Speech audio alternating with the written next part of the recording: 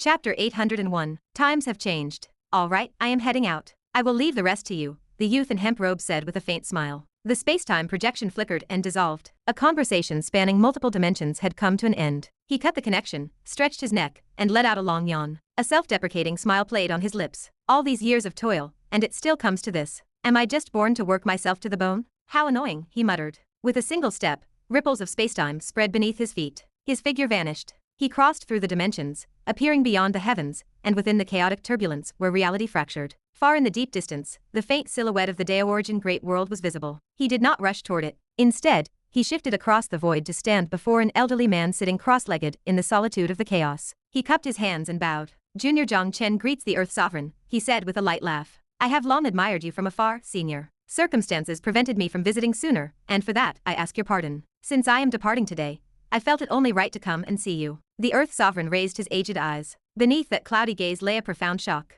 After a long silence, he spoke in a rasping, weary tone. The Jiang family actually produced a figure like you. His voice was thick with complex emotion. Given the shifts occurring across the heavens, he had already guessed the scope of the plot. A new immortal court was rising. But it was not the immortal court of the human race. It was the Jiang Clan Immortal Court. The distinction was stark. Please do not take offense, senior, the youth said with a small, apologetic smile. He paused for a moment before continuing. In truth, you need not trouble yourself over this. Before long, these distinctions between races will be meaningless. Whether it is the Human Immortal Court or the Jiang Clan Immortal Court, both will strive to protect the people. In your eyes, is there truly a difference? The Earth Sovereign remained silent. He exhaled a breath of turbid air, forcing down the rising anger in his chest. His voice turned cold. But these actions of yours, in the end, it is still theft. The 3 sovereigns, the 5 emperors, and even the human emperor they all upheld the righteousness of the human race. They carried the weight of every life on their shoulders, guarding the front lines of the river of fate. While our ancestors bleed at the front, you people stay at home to steal the throne. How are you any different from those bastards in the immortal race?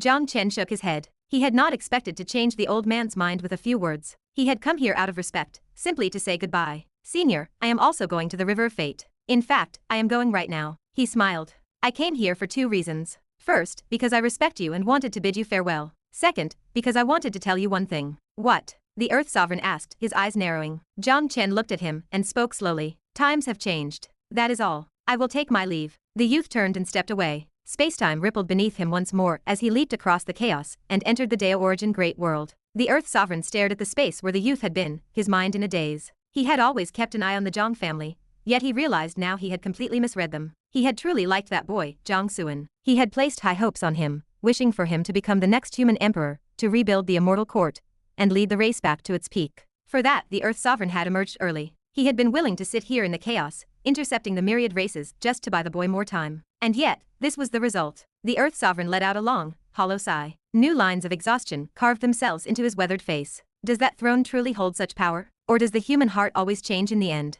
Upon entering the Dao-origin great world, Jiang Chen moved without pause toward its center, reaching the Fuzheng divine tree, where the river of fate resided. He stepped into the deep hollow of the great tree. He did not rush into the river. Instead, he strolled through the interior as if taking a walk in a garden, pausing to admire the various tombs of the great emperors. This was his first time here, his first time seeing these monuments. Since the emperors had built these tombs for themselves, he felt it was only right to appreciate the craftsmanship. The grave of dog Taoist lingerer of civilization? Jiang Chen stopped before a small, waist-high tomb made of green stone. Reading the inscription, he let out a sharp laugh. In such a hurry that you forgot to change your name. He waved his hand, letting the power of the great Dao brush over the stone. The inscription shifted instantly. It now read, The Grave of Niu Yudao the Poison Master. Jiang Chen laughed at his own handiwork. Since there is already a ghost father, it is only fitting that your deeds earn you the title of Poison Master. Don't mention it. With a flourish of his sleeves, he continued deeper into the hollow, passing through the vortex and entering the river of fate. After he departed, a faint Buddhist light shimmered over the green stone tomb. The words Poison Master were wiped away, reverting the text to its original form. Then, a sharp crack echoed. A long fissure split the stone. From deep within the grave came the thin, muffled sound of a crying infant. Inside the river of fate, Jiang Chen crossed infinite dimensions in a single stride, arriving at a void that resembled a vast battlefield. Countless ancient and powerful silhouettes crowded the space. A multitude of gazes turned toward him, filled with cold, primal violence. Opposing these figures were several familiar faces. The Taihao God Emperor, the Destruction Emperor, the Primordial Emperor, Dizang, Empress Yuxi, Shenzhou. Every great emperor of note was present. The 3 sovereigns, the 5 emperors, and the human emperor were there as well. Even Ying, the ruler of the Qin sacred court, stood among them. And then there was Niu Yudao, who had taken over the body of the dog Taoist. Jiang Chen slowly raised his hands and grinned, showing he meant no harm. He gestured toward the gathered emperors. I am not like them, he said smoothly. I have no burning desire to fight you to the death. I only have one request. Or perhaps, let us call it a requirement. Until the phoenix descends, no one crosses the river of fate. Once the phoenix arrives, I will not stand in your way. In fact, if you are willing to pay the right price, I might even help you attack them. He chuckled.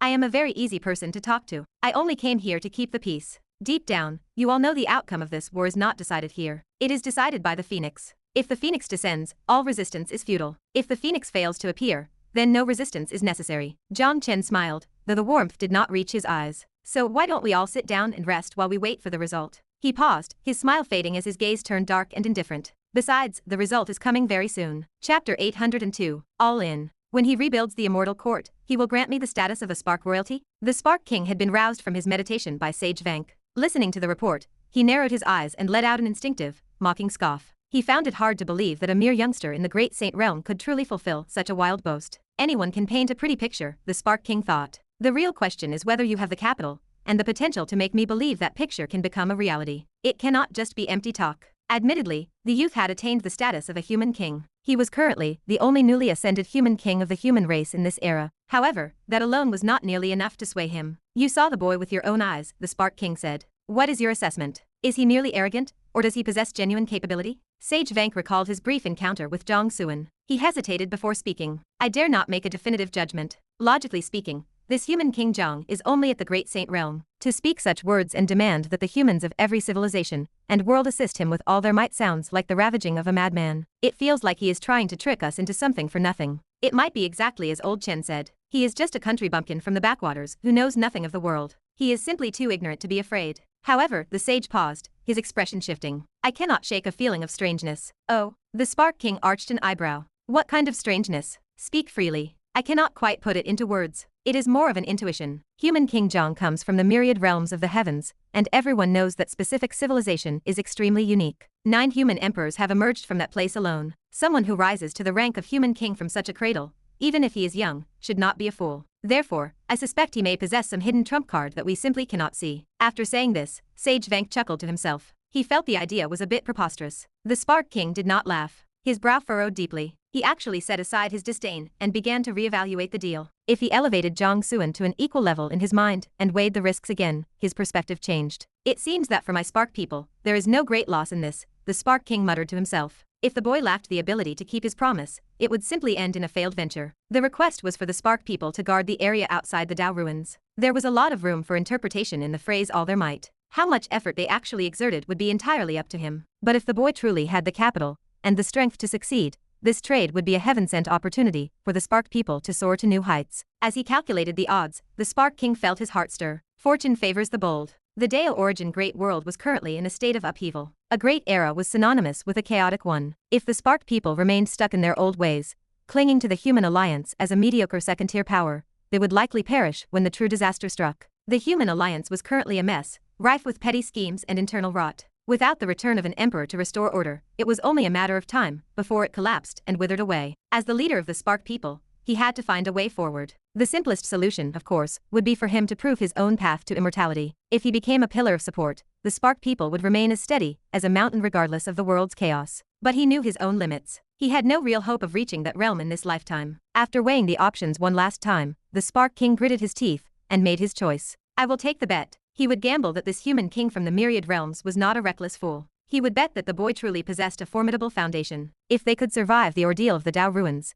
the youth would surely establish the Immortal Court and ascend to the throne of the human emperor. Prepare to receive him. In 45 minutes at the most, I will arrive with the experts of our race, the Spark King commanded. What? Sage Vank stood frozen in shock. He was going all in based on a single, empty promise. The sage was stunned. He could not follow the king's train of thought and felt a surge of anxiety. Was this not too risky? One wrong move and the meager foundation of the Spark people would be buried forever. Should we consider this a bit longer? The sage asked hesitantly. No more words, the Spark King said. His eyes snapped open, burning with the fire of ambition. My Spark people have no other choice. Rather than fading away in the slow grind of time and being discarded by the era, we might as well stake everything on a path to the heavens. Sage Vank was stunned for a moment, then he nodded solemnly. His resolve hardened as well. Once the communication ended, the Spark King immediately gathered his warriors. Every expert of the Saint Realm, and above who could still move, was summoned. Even those currently on missions for the Human Alliance were ordered back with no exceptions. To hell with the Human Alliance, the king barked. I have found us a better prospect. Today, I am taking you all to make our introductions. In less than 15 minutes, the Spark King led the entire Saint Realm strength of his people onto the divine teleportation array, heading for the Dao ruins. Before leaving, he did not forget Jiang Xuan's instructions. He sent out invitations to the leaders of other human civilizations, offering advice and warnings about the stakes involved. He knew that guarding the exterior of the Dao ruins against top-tier experts and armies was impossible with the Spark people alone. The more allies he could bring on board, the lower their individual losses would be. Of course, this all depended on Jiang Xuan actually succeeding. The responses from the other leaders were predictable. You are a madman. You are an idiot. If you want to die, do not drag me with you. Such responses made up the vast majority. The cold rejection nearly doused the flames of ambition in the Spark King's heart. However, the arrow was already on the string. He had decided to go all in, and he had no intention of withdrawing his chips now. The Spark King asked himself why he was being so reckless. He had no answer. Perhaps, when he first led his people to the Dao origin great world, he too had the ambition to conquer the world and sit at the peak of the heavens. Back then, he possessed the same wild confidence as the young human King Jiang. Fortunately, a few other human factions were just as restless as he was. About 45 minutes later, in a region near the Kang Yuan territory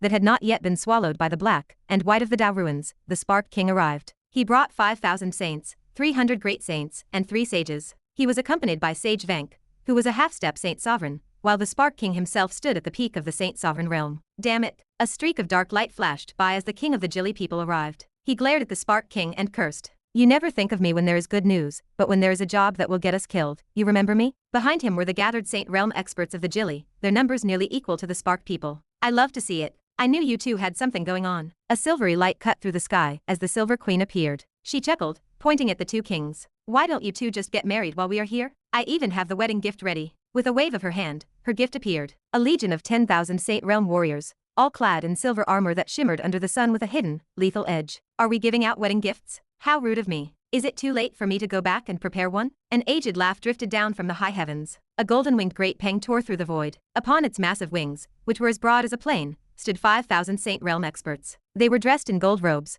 their expressions solemn, and their killing intent surging. These were the Tianpeng people. The golden-winged great peng was their guardian beast, and the totem of their unique cultivation system. Chapter 803. The humans are too greedy. The leader of the Tianpeng people, the Tianpeng king, sat cross-legged atop the head of the golden-winged great peng. He looked over at the Spark King and the Jilly King, a thin smile stretching across his withered face. It seems we have a double celebration on our hands. Congratulations are in order. The Spark King and the Jilly King both stared back, their expressions darkening. Enough of that nonsense, the Spark King snapped, rolling his eyes to pull the conversation back to reality. I have already explained the situation. If you want to back out, do it now. There is still time to withdraw. Once the experts and armies of the top-tier factions arrive, the door will be slammed shut. You will not be able to leave even if you want to. We brought our entire foundation here, and now you ask us to leave. The Silver Queen shot the Spark King a sharp look. Do you take us for fools? Are you playing games? The Jilly King let out a short laugh. Did you think your Spark people could hog a windfall like this all to yourselves? Life does not work that way. The Tianpeng King nodded in agreement, his voice calm. All of this is talk for later. Whether we actually exert ourselves depends entirely on human King Jiang. He wants us to hold this position and block the reinforcements of the major powers. But if he cannot even clear out the geniuses currently inside the Dao ruins, then there will be no need for us to stand guard at all. No one present was a fool.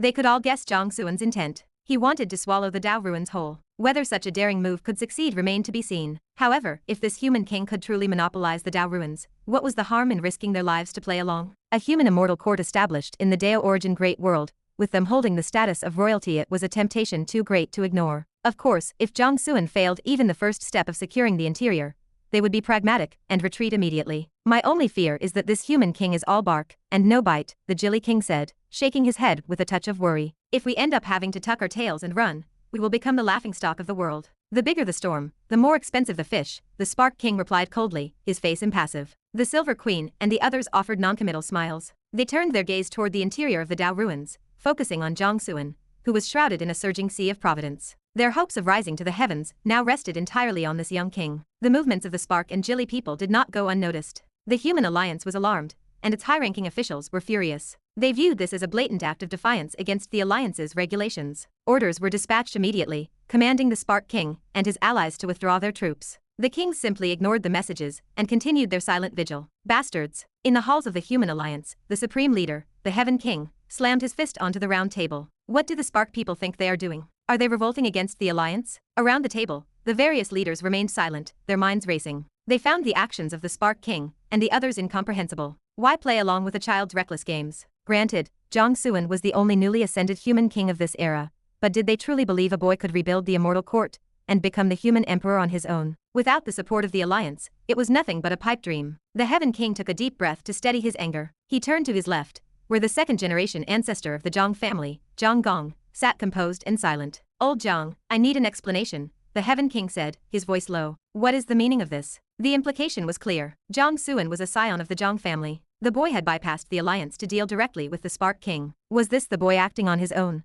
Or was the Jiang family pulling the strings from the shadows? Jiang Gong opened his eyes and looked at the Heaven King. Thinking back to the message Jiang Zhong had passed to him, he shook his head with a wry smile. This was the old man's idea. The old man? The Heaven King froze. A realization struck him like a tidal wave, his eyes widening in shock. The backing king. Jiang Gong nodded slowly. The Heaven King exhaled a long, heavy breath. His defiant posture slumped slightly. I see. The storm that had been brewing within the alliance suddenly lost its thunder. No further actions were taken against the Spark King. In fact, after the meeting concluded and the Heaven King's stance became clear, several other leaders began secretly gathering their own experts. They were preparing to throw their own chips onto the table, eager to join the gamble. Meanwhile, the various powers of the Dao-origin Great World had noticed the human movement. They watched with growing vigilance. Normally, a land of opportunity like the Dao ruins was a playground for the younger generation. By unspoken rule, armies were not mobilized, and supreme experts stayed on the sidelines. But the human alliance was not playing fair. By surrounding the exit with an army, they were clearly trying to claim the Dao ruins for themselves.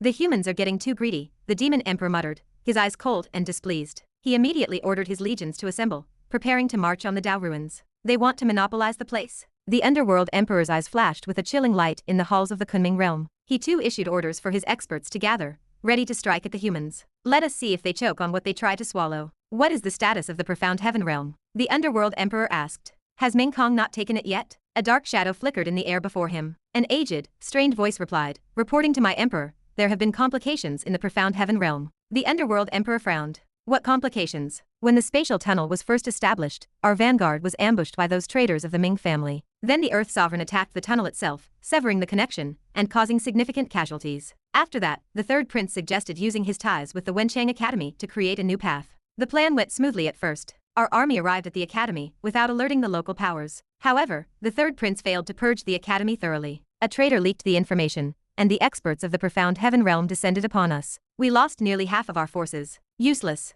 The underworld emperor hissed. What is the situation now? 3 hours ago, for reasons unknown, the Heaven Dog clan suddenly appeared. They attacked our forces without a word. Their divine abilities are a natural counter to our own. Our army is currently pinned down and unable to retreat. Please, my emperor, decide whether we withdraw or reinforce. If we are to stay, we need immediate support. The emperor's face sank. Reinforcements? For a tiny place like the profound heaven realm. The Heaven Dog clan. Back during the era of the Human Immortal Court, that race was nothing more than a dog on a leash for the humans. After the court collapsed, they went into hiding. To think they would resurface now, still content to be the humans' lapdog. Soon enough, they will learn that even a dog must choose the right master. Withdraw, the underworld emperor commanded. The old lands are destroyed, and the end of the myriad realms is near. The profound heaven realm has lost its value. It is not worth wasting our resources. Understood, the shadow replied. The emperor waved his hand. Go to the underworld. Wake the 3 underworld kings. Prepare for battle. The underworld was a subdimension carved into the river of fate, serving as the ancestral ground where their supreme experts slept.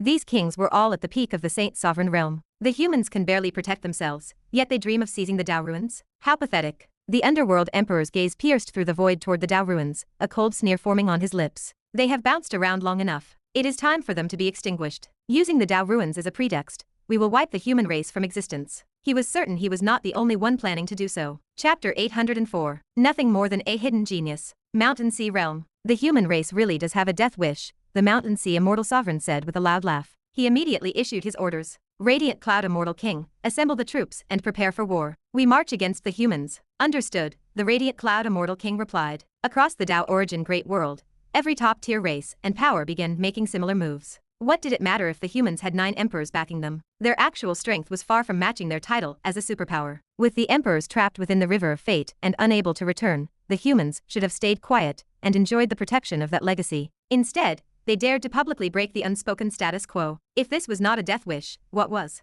Since they were bent on self-destruction, the other races were more than happy to oblige. In an instant, undercurrents surged across the vast Dao origin Great World. A great storm was brewing. Meanwhile, within the Dao ruins, a hum filled the air. A streak of dark yellow sword chi, carrying 10,000 feet of thunder and fire, tore through the void. It crashed down toward the Eclipse Demon party led by Qi Kang. Many Eclipse Demon experts scrambled to avoid it. The sword chi struck the ground, leaving behind a long, narrow abyss. Above the chasm of sword chi, Jiang Clan appeared, wrapped in a sea of providence clouds. He looked toward the Eclipse Demon Prince, Qi Kang, and pointed the broken Suanyun sword directly at him with a cold smile. Now, the fish is on the hook. I just wonder if your rod is strong enough to hold, Jiang Clan said. The echoes of his voice were still hanging in the air when Jiang Clan vanished, reappearing as he closed in on Qi Kang. Behind him, within the vast sea of providence, the Tai King Master Soul took command of the Thought Celestial Palace. The shadows of the four symbols lunged outward, beginning their slaughter of the Eclipse Demon army. The Transcendent God Sovereign and Zhang Zhao also picked their targets and launched their own lethal strikes. Overestimating yourself, Qi Kang scoffed.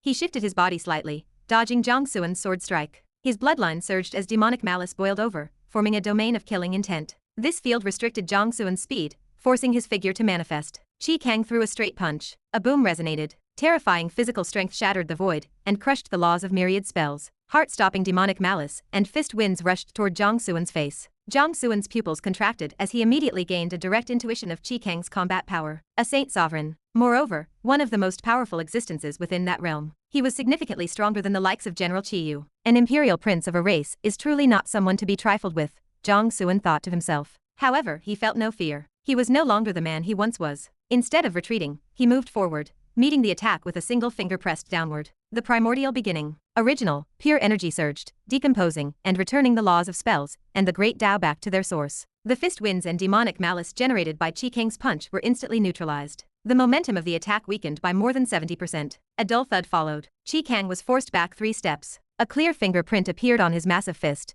and blood began to seep out. The great Tao of the primordial beginning? Qi Kang stared directly at Jiang Clan, his brow furrowing. He immediately realized the identity of his opponent and let out a grim laugh. So, you are that ancient human powerhouse Qiyu spoke of. Ha, you certainly fooled him. What ancient powerhouse? You are clearly just a hidden genius the humans kept secret. Qi Kang twisted his neck and let out a derisive snort. But do you really think the great Tao of the primordial beginning is something a creature like you can touch? Humans truly are like ants. Ignorant, fearless, and always looking for a way to die. Still sneering, Qi Kang exploded into motion. His demonic shadow flickered with a speed that exceeded the limits of the eye. He moved as if traveling through the backside of space. In an instant, he was in front of Jiang Clan's face. His broad palms fell together, generating thousands of eerie demonic runes that formed a crushing seal. At the same time, a vertical line appeared on his forehead, slowly manifesting into a demonic eye. The eye snapped open, and a streak of pitch-black divine light shot out. His innate divine ability. Destruction. Die. Qi Kang barked. Jiang Clan gave a light laugh, remaining unmoved. He activated the great Tao of Yin and Yang. The great Yin-Yang millstone manifested and descended,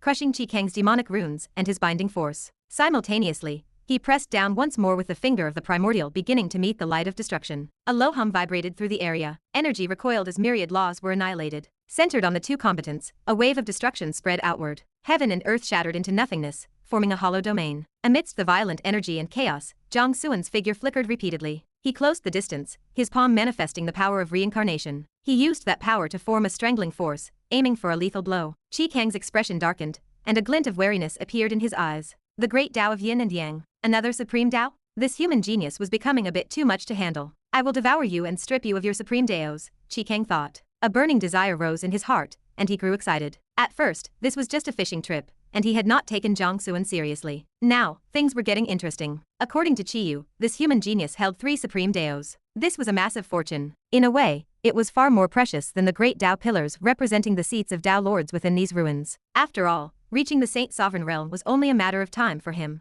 The pillars would simply speed up the process. Supreme Daos, however, were not so easily obtained. I will snap your neck with my own hands to show my respect, Qi Kang said with a cold smile. Booms echoed one after another. Inside his body, his royal bloodline surged like a mountain torrent, bursting with deep, noble divine radiance. The explosive energy formed a sky-blotting demonic malice that covered 10,000 miles. His already massive frame grew by another 30%. Muscles bulged like coiled dragons, vibrating with a power that made the heart tremble. Furthermore, his powerful body, shrouded in demonic malice, began to shift between a state of reality and illusion. He seemed to transcend the physical world, looming as if from a higher dimension. He looked like a supreme great demon. This was one of the 9 innate talents of the Eclipse demon race. The Heavenly Demon Method. By transforming into a heavenly demon, and using willpower as a source of strength, one could transcend the constraints of reality and unleash a supreme power beyond understanding. Qi Kang took a massive stride forward. It felt as though he were treading upon the universe itself. He stepped directly into the path of reincarnation, physically enduring the strangling force of its power. His hands moved in a motion like splitting the heavens, and he literally tore the reincarnation force in two. Passing through the rift,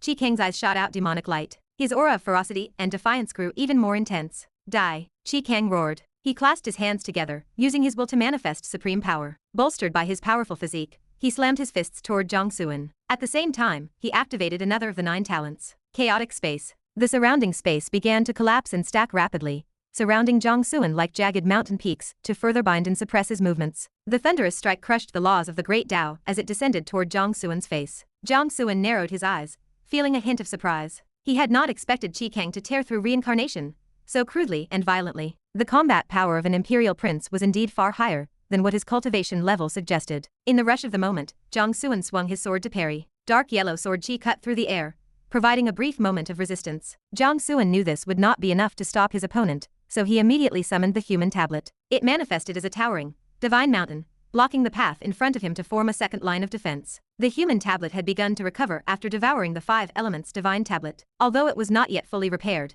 its utility far exceeded that of a sovereign-grade saint weapon. Blocking a single strike from Qi Kang would not be an issue. A heavy, echoing crash rang out. The human tablet trembled. Qi Kang was hit by the terrifying shockwave of the impact. He was forced back dozens of yards before he could cancel out the residual energy. The human tablet. Qi Kang stared intensely at the stone, his eyes narrowing as he recognized the divine object. He was genuinely surprised. How could this boy possess the supreme treasure of the human emperor?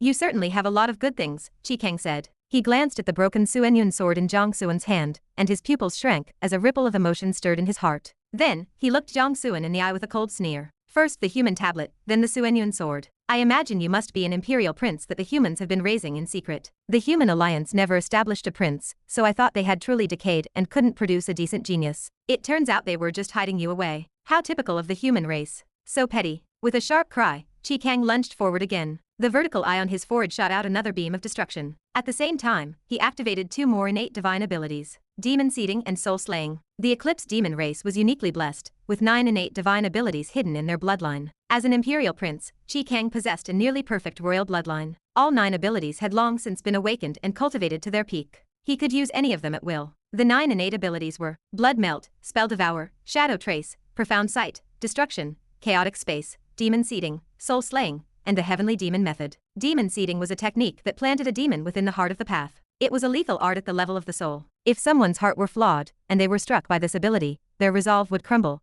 and their will would scatter, causing their cultivation level to plummet. Soul-level killing arts were rare in the world, and the Eclipse demon's demon seeding was a leader among them. Cultivators of the same level were often unable to block it. Soul slaying used divine consciousness as a blade to cut the spirit. If a person's soul were weak, this ability could slice away half of their spirit in an instant. This would leave the soul permanently damaged, causing severe trauma that could often only be healed by a saint-grade herb of creation. In many cases, the victim's cultivation realm would drop along with the damage. The 2 divine abilities fell toward Jiang Suan simultaneously. Using the willpower of the heavenly demon method as an energy source, the killing momentum was terrifying. For a brief moment, it even seemed to transcend the level of a saint sovereign. Chapter 805. The Great Tao of Truth and Falsehood. In an instant, a massive demonic blade manifested within Jiang Suan's consciousness, slashing down as if to cleave heaven and earth asunder. Simultaneously, his soul was ensnared by a sinister demonic intent, giving rise to inner demons. His awareness blurred, feeling as though he were plummeting into an abyss of desire. A crisis of life and death enveloped him. Qi Kang curled his lip into a cold smile,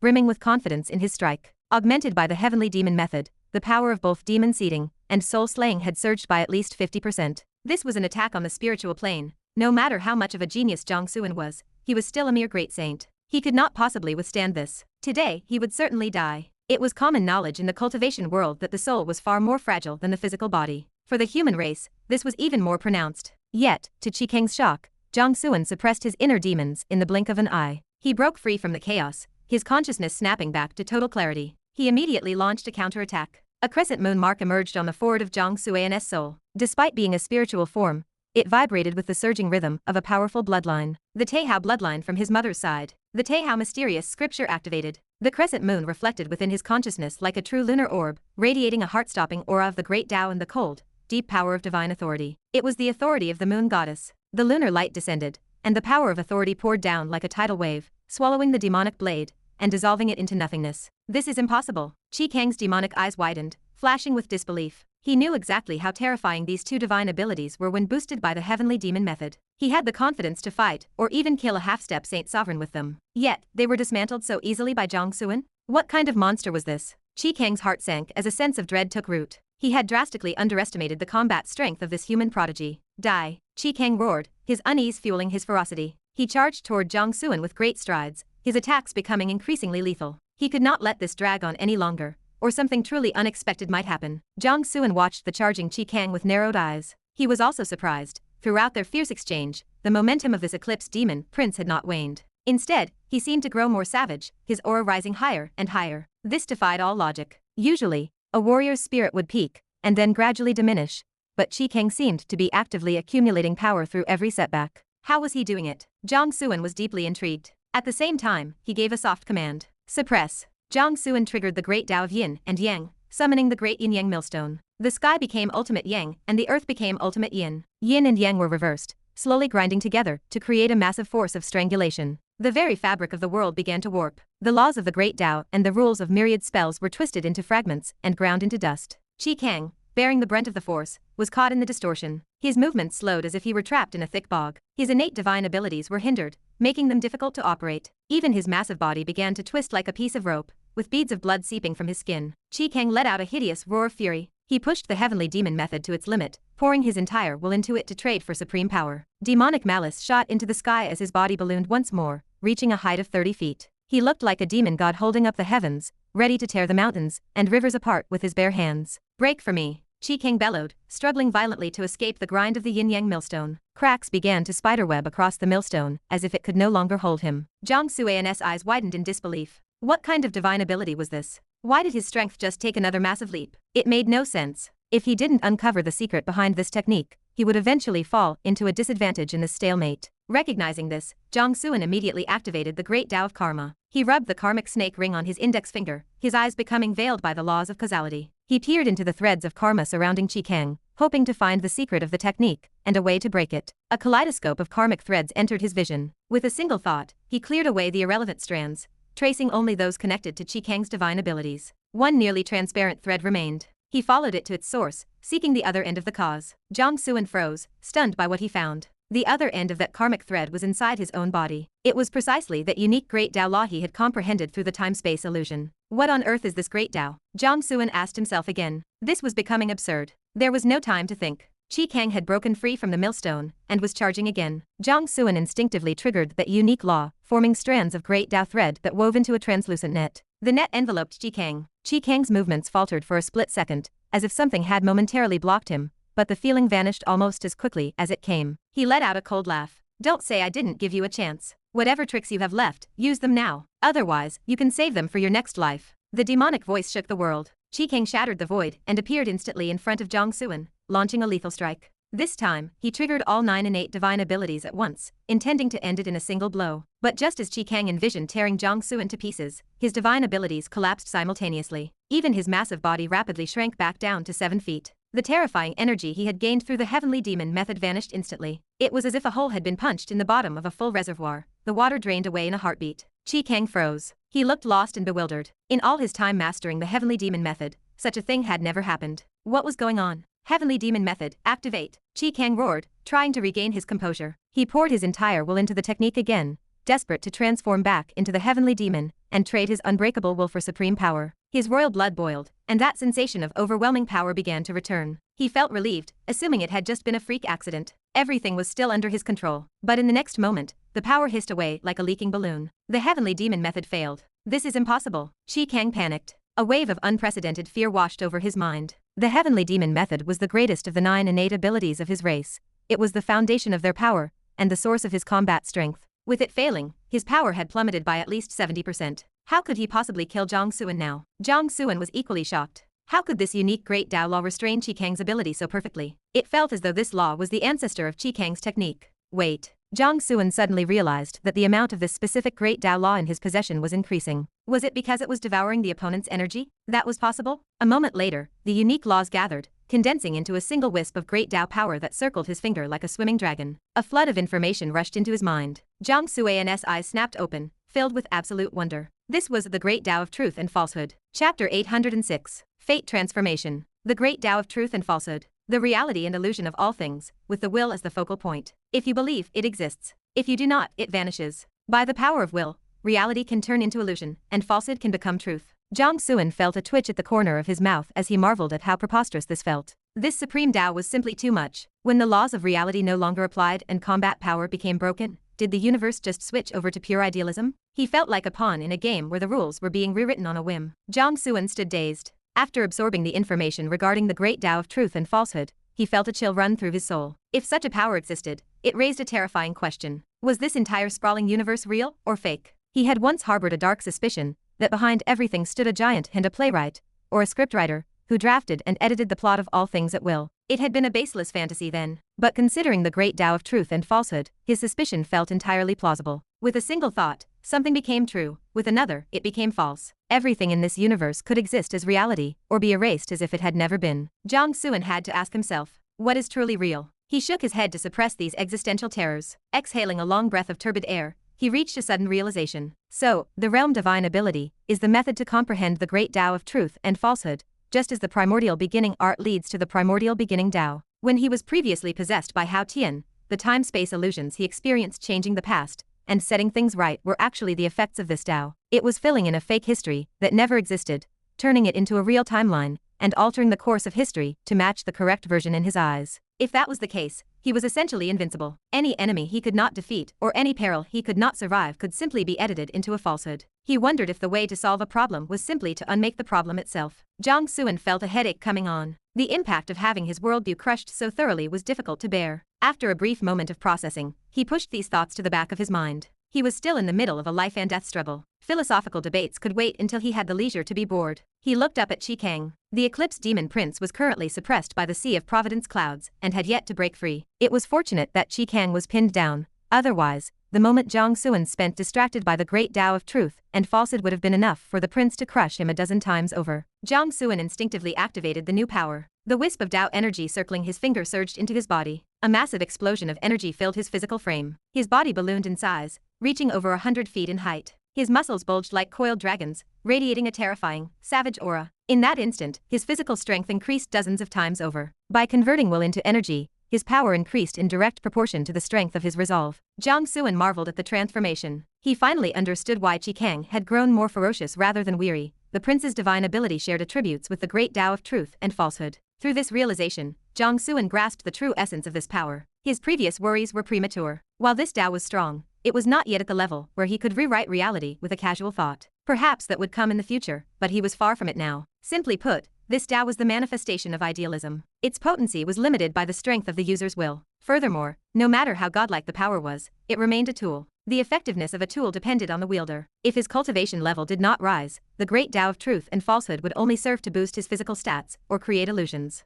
To reach the peak where he could truly dictate existence, he had a long road ahead of him. The first threshold would be proving his path to become an immortal emperor. Unexpectedly, a notification from his cheat system flashed across his vision. You have mastered the Great Tao of Truth and Falsehood and understood its true essence. The third layer of the secret regarding your marriage with Nangong Minjiao has been unlocked. Your fate will complete its total transformation within 12 hours. The foundations of your past lives are returning. The mission of this system is nearly complete. It will unbind after you prove your path to immortality. Countdown, 12 hours. As the notification vanished, Jiang Chen's soul began to radiate a brilliant light. The life soul hidden deep within was growing and evolving at an incredible pace, releasing an indescribable and terrifying aura. Simultaneously, fragments of memory rushed in like a surging tide, yet they arrived in perfect order. Jiang Chen accepted, merged, and digested them with ease. Scene after heart-wrenching scene flickered by, leaving Jiang Chen in a daze, his heart aching with a sharp, stabbing pain. Finally, the images settled. He saw himself traveling backward against the long river of time, breaking through the barriers of the era to reach the other shore. He stood in a gray, misty space. Before him stood an endless army of figures ancient, powerful, and possessing the strength to destroy worlds. They bared their teeth and glared with bloodshot eyes, like ferocious beasts. They stared at him as if he were a delicious prey. Yet, they did not dare to move. Because behind them, at the apex of a pyramid guarded by these infinite figures, sat a divine phoenix empress on an eternal throne. She was a woman of peerless grace, cold and breathtaking. She was the sole monarch of this universe, the only emperor. They revered her and feared her. Without her command, they dared not harbor a single rebellious thought, let alone move. Jiang Chen remembered this place. This was the final image from the great dream he had when he first formed the past life marriage contract with Nangong Minjiao. You have come, the Divine Phoenix Empress said from her high throne. Her red lips parted slightly to reveal a beautiful smile. But I cannot go back. The words were exactly the same, engraved in his heart. The agonizing pain swallowed his mind and body like a tide. Jiang Suan looked up at the person he longed for. This version of the Empress forced a gentle smile, her voice firm. I have come to take you home. The vision shattered. Memory fragments continued to surface in his mind like an old film, frame by frame, connecting the events of his past lives. In that life, he had walked toward her with unwavering resolve, carving a path through the opposition. Countless figures fell beneath his feet. He killed more than could be counted, but he had not been strong enough. Eventually, his strength failed him. He collapsed on the pyramid, only a single step away from her. That single step felt as wide as the galaxy. The Divine Phoenix Empress lowered her proud head to look at the fallen Jiang Suan. Her eyes were indifferent, and she smiled calmly. I can no longer return. Why do you insist on forcing this? I want to take you back home. The word home never left his lips. His life had reached its end. Countless figures lunged forward, eager to devour him, to consume his fate and use it to bypass the laws of destiny, to survive another cycle. The Empress's eyes turned cold. She rose slowly from her throne, and the Divine Phoenix flames erupted around her, incinerating every figure inside and outside the pyramid that dared to covet his fate. The sea of fire raged for several eras. Half of the beings hiding in that gray space were burned to nothingness. But the universe was too vast. Time was infinite. The number of creatures seeking a way to cling to life was immeasurable. The gray space could not be emptied. New, powerful figures would always emerge to take the place of the fallen. Their numbers only grew. And so, she sat back down upon her throne. She remained the Divine Phoenix Empress, suppressing the space, intimidating the restless shadows, and maintaining the little order that remained. She carried out the final will of the giant to the very end. As long as she sat there, those figures could not defy her. They could not cross the barrier of the era, or the river of time, to descend upon the real world. They could not devour the newborn, or steal the fates of the living to hide from destiny. Even if they wished to descend, they had to follow the rules of order she established. These shadows were meant to be dead, and she would not tolerate their continued existence. Some things simply had to be done. If she did not do it, someone else would. But if she did not, the Divine Phoenix Empress held out her delicate hand, and Jiang Suan's fate floated above her palm. She smiled softly. Such a beautiful world out there. If you do not see it for me, do you really want to fight me for this seat? Go home. If I leave, who else will sit here? Chapter 807. Everything will come to an end. His fate pulsated, flickering with a brilliant radiance as if calling out to her. Her expression faltered for a moment. A flash of agony crossed her brow, but she quickly steadied herself, regaining her cold and tranquil mask. Go then, she whispered. She reached out to part the veil of reincarnation, sending the essence of his fate into the cycle. Live well on my behalf. The spark of his soul lingered, trembling violently as its light ebbed and flowed. She hesitated. Deep within her dark, profound eyes lay a jagged pain. After a long silence, she let out a slow breath, as if finally reaching a resolution. I promise you, I will give you a chance, the Divine Phoenix Empress said softly. A faint smile touched her lips. And of course, I am giving myself a chance as well. Go. At last, she cast his fate fully into the reincarnation cycle. She had given him her word. If he could truly resolve the root of the problem, if he could effectively deal with the shadows hiding within this gray space, and end this cycle, she would willingly abandon her throne and leave this place forever. Through the cycle of rebirth, his fate sought a solution. Jiang Suan entered his second life. The primal era they once shared had long since vanished, ground to dust by the gears of time. Now, a new universe existed. He was born into a place called the Great World of Xianxia. In this world, the path of immortality flourished with unparalleled brilliance. Cultivation was the way of life, and ascending to the heavens was the ultimate dream of every living being. It took him 100,000 years to reclaim the memories of his past life. He spent eons treading the path until he reached the pinnacle of that world, becoming a celebrated immortal emperor. Yet, the realm of an immortal emperor was not enough to deal with the entities lurking at the far end of the river of time. It was not enough to bring her home. For endless years, he continued his search. Then the calamity arrived. Another cycle of the era came to its end, and the river of time manifested. Following the agreement, the Divine Phoenix Empress loosened her constraints. Numerous ancient and powerful figures surged through the barriers of the era, crossing the river to descend upon the great world of Xianxia. They sought to devour the fates of the living, taking their places to bypass the scrutiny of destiny and survive into the next cycle. Jiang Suan led the masters of the Xianxia world to the front lines of the temporal river. The war was long and catastrophic, shattering the heavens and the earth. Ultimately, the Xianxia world could not withstand the final tribulation. It was swallowed by the river of time. Its countless inhabitants became food for those shadows, fuel for their continued existence. Jiang Suan fell beneath the feet of those ancient beings. He never even reached the place where she kept her watch. The second life was a failure. The cycle began again. Jiang Suan met his third life, his fourth, and beyond. Without exception, each ended in defeat. Until the ninth life. In this life, he was born into the great world of heavenly mandate. This era was different from the cycles that came before. It gave birth to a brand new form of life, a unique existence known as the Heavenly Tao. The Heavenly Tao sat above, weaving the myriad laws of the universe into a fabric of rules. It governed all living things, providing both protection and direction. This time, it took Jiang Suan only 3,000 years to recover his memories. Observing this new and unique existence, Jiang Suan was overjoyed. He believed this was the key to solving the crisis and bringing her home. Armed with this theory, he changed his approach. He did not rush to find opportunities to increase his own power as he had in previous lives. Instead, he sought out the Heavenly Tao. He spoke with it, seeking a partnership for a grand design. The Heavenly Tao agreed. A revolutionary transformation began. Jiang Suan poured his efforts into helping the Heavenly Tao evolve to a higher level. Using the foundations and experiences of his many lives, he took a newborn world as a base and forged a brand new civilization. The Heavenly Tao coordinated with him, nurturing a subsidiary consciousness within that world. He threw the cycle of reincarnation of this era into it, filling it with the concepts of life and death. By connecting these realms, the Heavenly Tao wove new laws to guide dead souls into this world for rebirth. Thus, the underworld was born. The newly nurtured consciousness was named the Netherworld Heavenly Tao,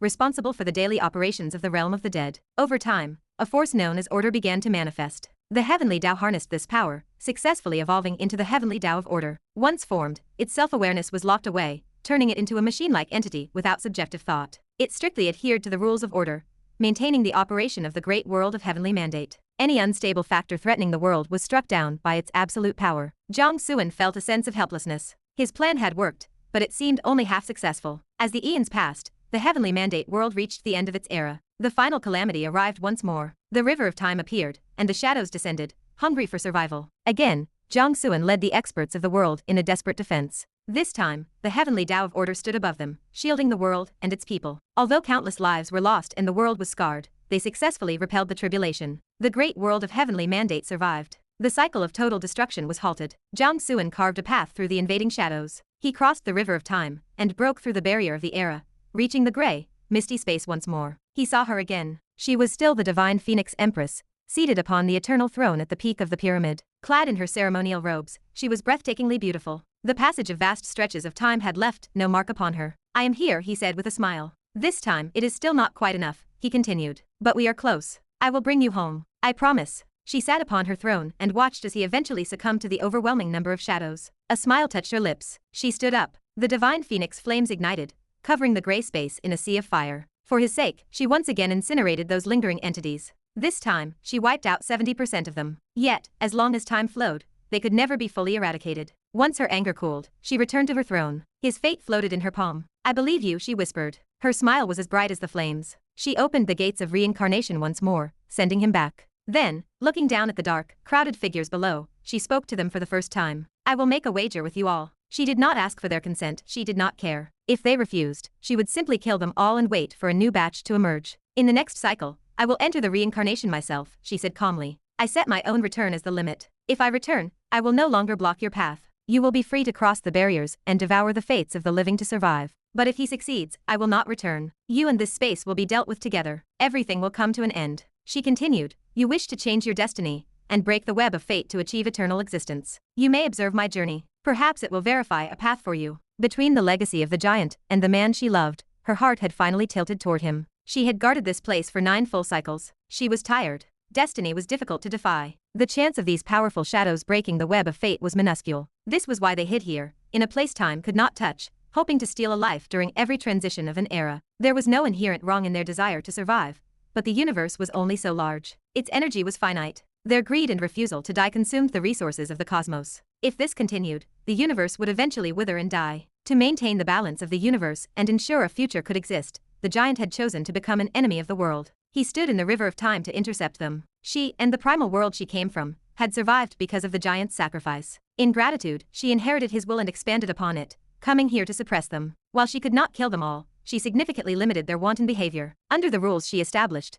what was once chaotic and predatory looting gained a sense of order. This gave the universe and its inhabitants time to breathe, to grow, and to fight back. Now, after countless attempts, he had finally found a way. Perhaps, just as he said, he would succeed in the next life and bring her home. On this belief, she was willing to gamble herself. If he succeeded, it would all be over. If he failed, she would abandon the giant's legacy and join them living selfishly, just to see the beautiful world with him. Chapter 808. Kill. The memory fragments merged and were digested. Jiang Suan lowered his gaze, his eyes filled with complex emotions. So, this was the secret of the marriage bond between him and Nangong Minjiao. He shook his head and exhaled a long breath. It truly was a shock to the soul. So that means the great Tao of truth and falsehood is the key to saving Nangong Minjiao? Jiang Suan could not help but make the connection. In his past life, He had helped the heavenly Tao evolve into the Tao of order. The power of order appeared, stopping the cycle of the eras, much like how the dog Taoist once halted the cycle of the civilization fires. Everything was becoming clear. The great world of heavenly mandate from the past was the great world of Tao origin in the present.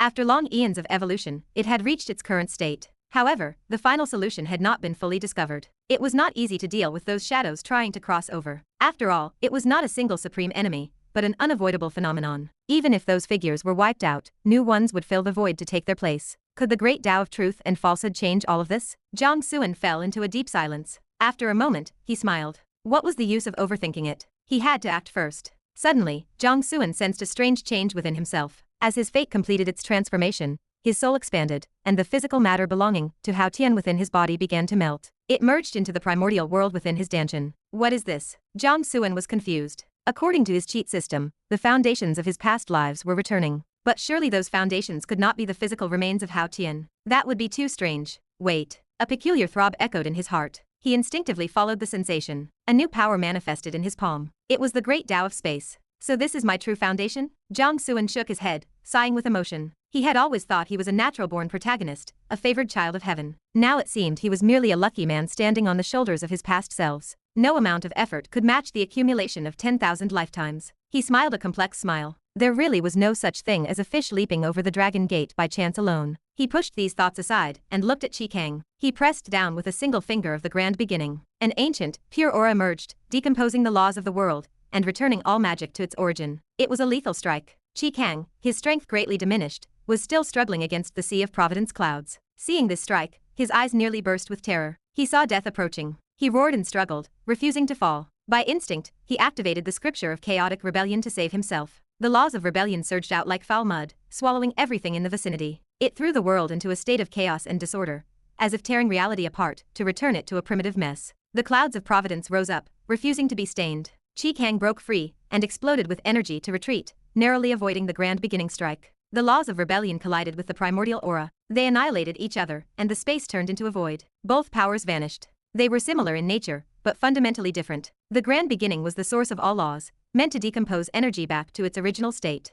Rebellion, however, dismantled the essence of energy to create total disorder. Qi panted heavily, feeling a sliver of relief. This scripture, the core of the true demon race, possessed incredible power. It could actually go head-to-head with the great Tao of the grand beginning. The laws of rebellion? Jiang Clan recognized the technique and raised an eyebrow in surprise. He was very familiar with this energy. It was the same power wielded by the immortal of chaotic rebellion. He had even practiced the immortal's secret technique before, but he had found it average at the time and hadn't wasted energy on it. He never expected the laws of rebellion to have such depth. I will deal with that later. Jiang Clan was surprised, but that was all. He had too many treasures and too little time. It was unrealistic to go back and study that technique now. He flickered forward. Whether it was the boost from the great Tao of truth and falsehood or the refinement of his physical matter, his speed had increased by 50%. And it wasn't just his speed. His entire combat capability had reached a new level. In a single thought, he appeared before Qi and struck again with the grand beginning. Qi's body began to fail, his skin cracking and his flesh peeling away, as if he were being flayed. He let out a desperate roar. Facing death, he was powerless.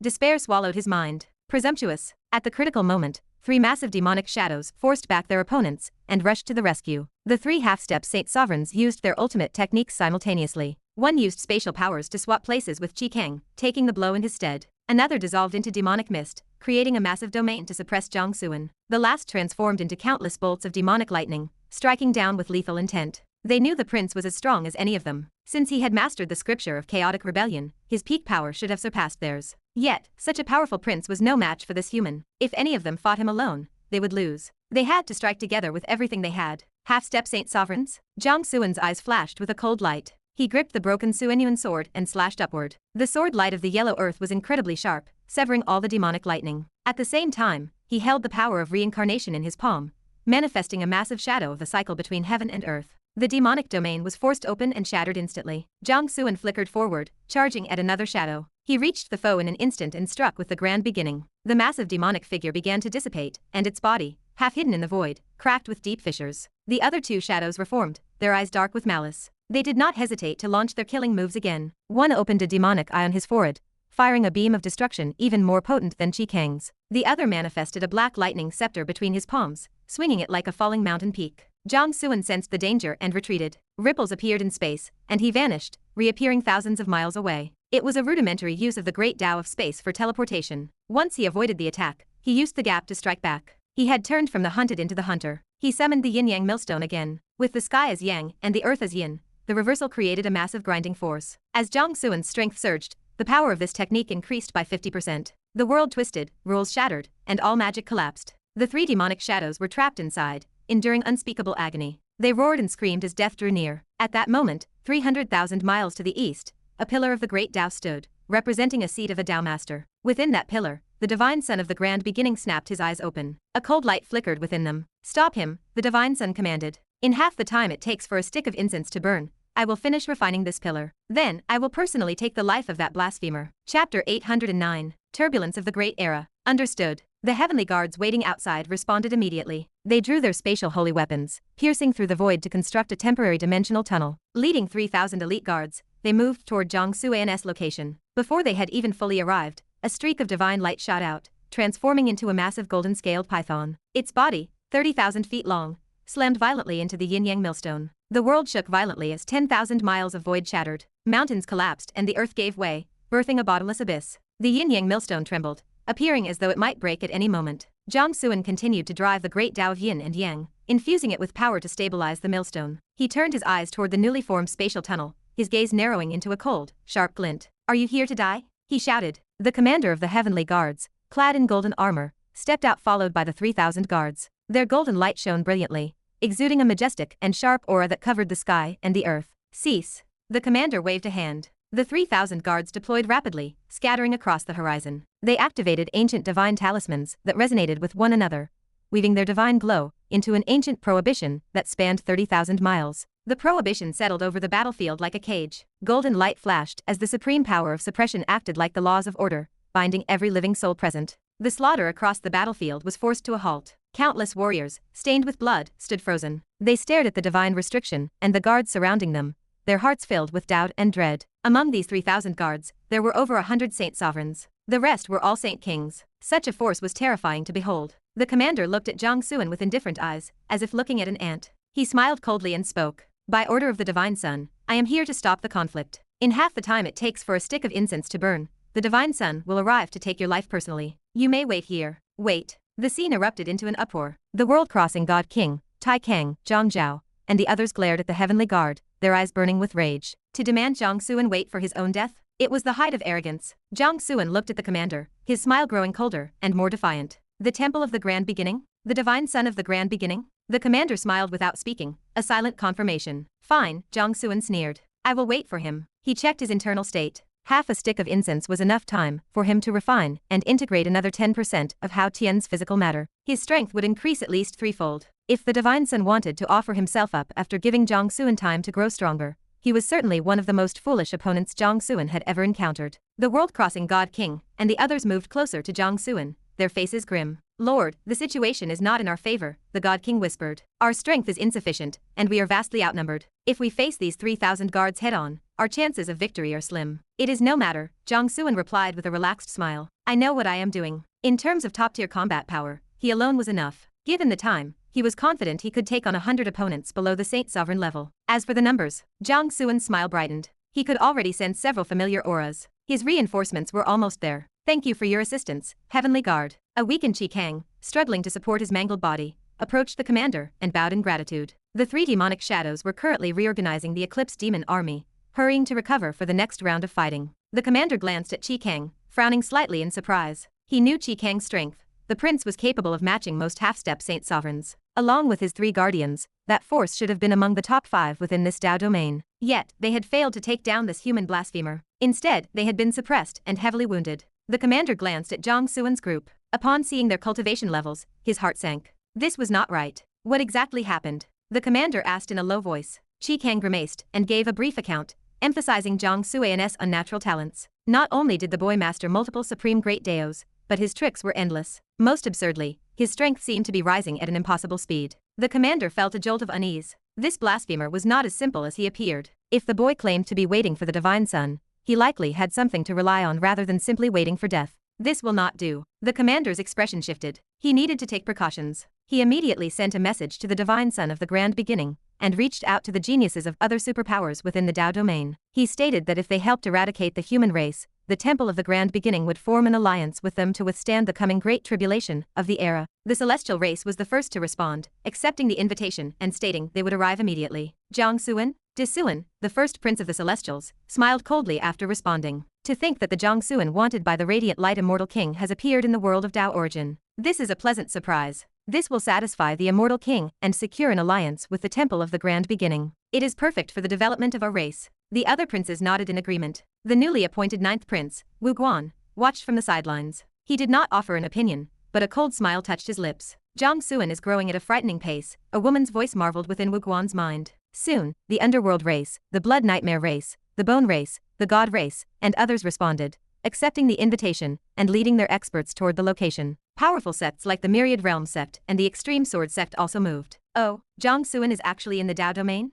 Why is he fighting with the Temple of the Grand Beginning? Fei Xian asked, surprised. He shines too brightly, Zhang Hong said concisely. No matter where he goes, conflict follows. Fei Xian rolled her eyes, silently mocking him for being so obsessed with his brother. Jiang Suan? In the ranks of the Extreme Sword sect, a disheveled man holding a wine gourd suddenly snapped his eyes open. He cleared his drunken mind and looked at the sect's sword seed. Is it definitely Jiang Suan of the human race? The sword seed paused to confirm the details, then nodded. Yes, Martial Great Uncle. It appears to be him. A sharp light flickered in the messy man's eyes. After a moment of thought, he spoke. Go there. If the situation allows, we should lend him a hand. Understood. The sword seed agreed without question or hesitation. Even though the Extreme Sword sect had been at odds with the Temple of the Grand Beginning recently, he followed the order immediately. This man was the junior brother of the very first Extreme Sword Master. 3 million years ago, he had entered reincarnation to seek a breakthrough, and had only recently returned. His seniority was staggering. While they traveled, the sword seed could not help but speak up. Martial Great Uncle, our relationship with the Temple of the Grand Beginning has been strained for 10,000 years. Going there to help them might be inappropriate. The man opened one eye and looked at the sword seed.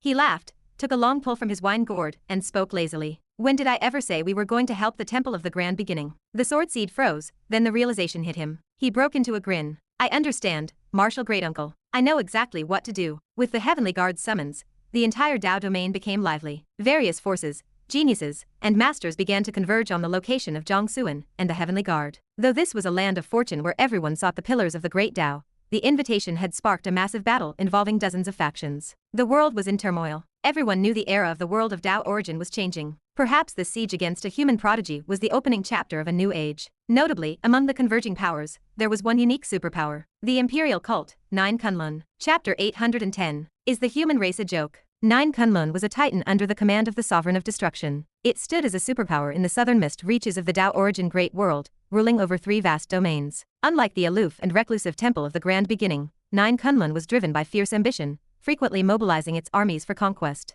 Over the last 10,000 years, the sect had turned inward to address internal shifts, primarily focused on the selection of a new imperial seed. This caused their external aggression to quiet down, until now. Imperial seed, our 9 Kunlun, and the Temple of the Grand Beginning have always maintained a policy of mutual non-interference. There is no reason to answer the call of the Heavenly Guards. A half-step Saint Sovereign of 9 Kunlun spoke to his leader, hesitating before continuing. To be blunt, helping the human race serves no one. The human alliance only survives on the fading legacy of their great emperors. Their strength is in a downward spiral. They lack the spirit of a true superpower. There is simply no reason to risk a direct confrontation with the Temple of the Grand Beginning for a faction like that. The imperial seed of 9 Kunlun glanced at the elder and offered a thin, cold smile. How I choose to act is not for you to dictate. The powerful elder froze, offering a sheepish grin before falling silent. As they neared the battlefield, the imperial seed turned to his assembly of geniuses and warriors. His voice was like ice. Today, we support Jiang Suan with everything we have. Even if death is certain, no one retreats a single step.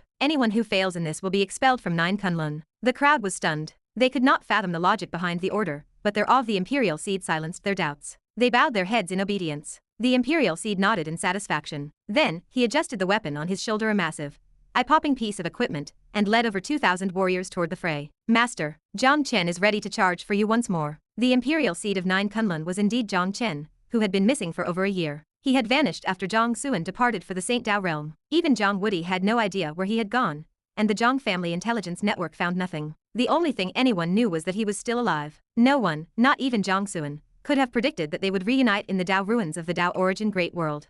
fewer still could have guessed he would become the imperial seed of a superpower like Nine Kunlun. Jiang Chen's journey had been legendary. To summarize, the massive door he always carried on his shoulder was a relic of immense significance. It was a repository of the primordial gods who had suppressed the true demons, containing clues to a world-shaking fortune. After earning the recognition of the relic, Jiang Chen followed its guidance out of the Suantian realm. Deep within a divine ruin known as Kunlun, he inherited the mantle of an ancient powerhouse, the Kunlun Demon Emperor. According to the records, the Kunlun Demon Emperor hailed from the reincarnation cycle of sequence 9527. He had reached the throne of an immortal emperor during a golden age. When the final tribulation arrived, he refused to perish. He traveled backward through the river of time, breaking the barriers of the era to hide from the eyes of fate. Later, during the cataclysm of sequence 5001, he resurfaced. By consuming the fates of a billion living souls, he deceived destiny and extended his existence. However, sequence 5001 was an anomaly. A power known as Order appeared, far surpassing the immortal realm and rivaling fate itself. The power of Order sealed that universe, preventing him from escaping into the river of time again. He was trapped. With his hope for further survival crushed, the Kunlun Demon Emperor spent his final days leaving behind his legacy to prove he had once existed. The divine ruin where Jiang Chen found his power was the final resting place of that emperor, dating back to sequence 5001. Current events were unfolding in sequence 5002. The space guarded by the divine Phoenix Empress is a place of total chaos where time is non-linear. This explains why those figures can hide there and why the space remains crowded no matter how many are slain. It exists independently of time. Furthermore, across infinite dimensions, there is never just one universe. After inheriting the Emperor's power, Jiang Chen used a divine teleportation array to reach the Tao origin Great World. He joined Nine Kunlun and crushed the competition among the younger generation to seize the title of Imperial Seed. The core teachings of Nine Kunlun actually originated from the Kunlun Demon Emperor. Even the Sovereign of Destruction, the founder of the sect, had achieved his status by finding remnants of that same legacy. Technically, Jiang Chen and the Sovereign of Destruction were brothers of the same sect. In fact, Jiang Chen was a direct disciple of higher status,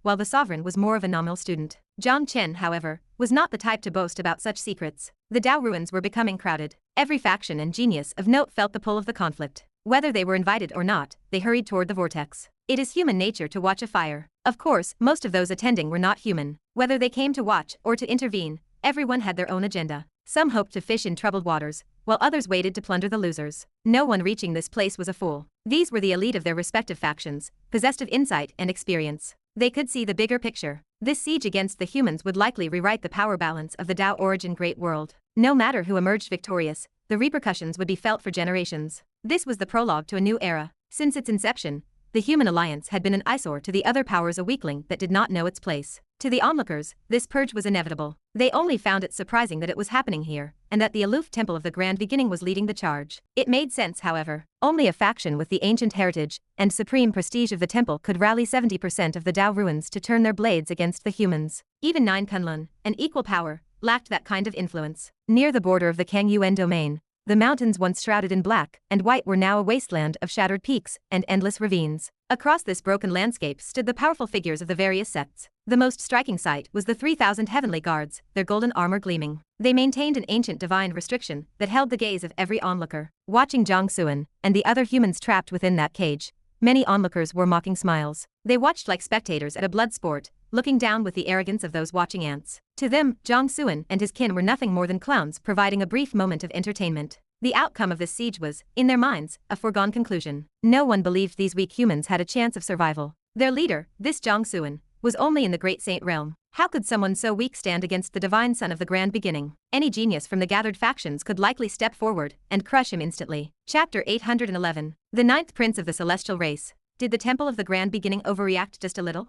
Suan arrived with the rest of the celestial race. Upon seeing the true strength of Jiang Suan and his group, he frowned in annoyance. He had assumed that since Jiang Suan was the man who killed Fairy Xianxia, he would be a formidable prodigy. After all, why else would the Radiant Light Immortal King offer a personal bounty? And why would the heavenly guards of the Grand Beginning request their aid? But as the saying goes, seeing is believing. This Jiang Suan only possessed the cultivation of a great saint. This is a complete waste of time, Suan said, shaking his head. The last spark of interest he held vanished instantly, replaced by sheer boredom. Soon after, the Underworld race, the Blood Nightmare race, the God race, the Extreme Sword sect, the Myriad Realm sect, and many other factions arrived one after another. I must ask the Heavenly Guard, when will the Divine Son of the Grand Beginning arrive? Ming Kun, the first prince of the Underworld race, glanced at Jiang Suan with a cruel smile before turning to the Heavenly Guard. I can hardly wait to butcher these human pigs. Members of the Blood Nightmare, and bone races factions with deep-seated blood feuds against humanity shared his sadistic grin. The opportunity to slaughter a human prodigy so decisively was a treat they intended to savor. Soon, I ask Prince Ming-kun to be patient for just a while longer, the Heavenly Guard replied with a faint smile. The Heavenly Guard then turned toward Zhang Hong of the Myriad Realm Sect, Xiao Hao of the God Race,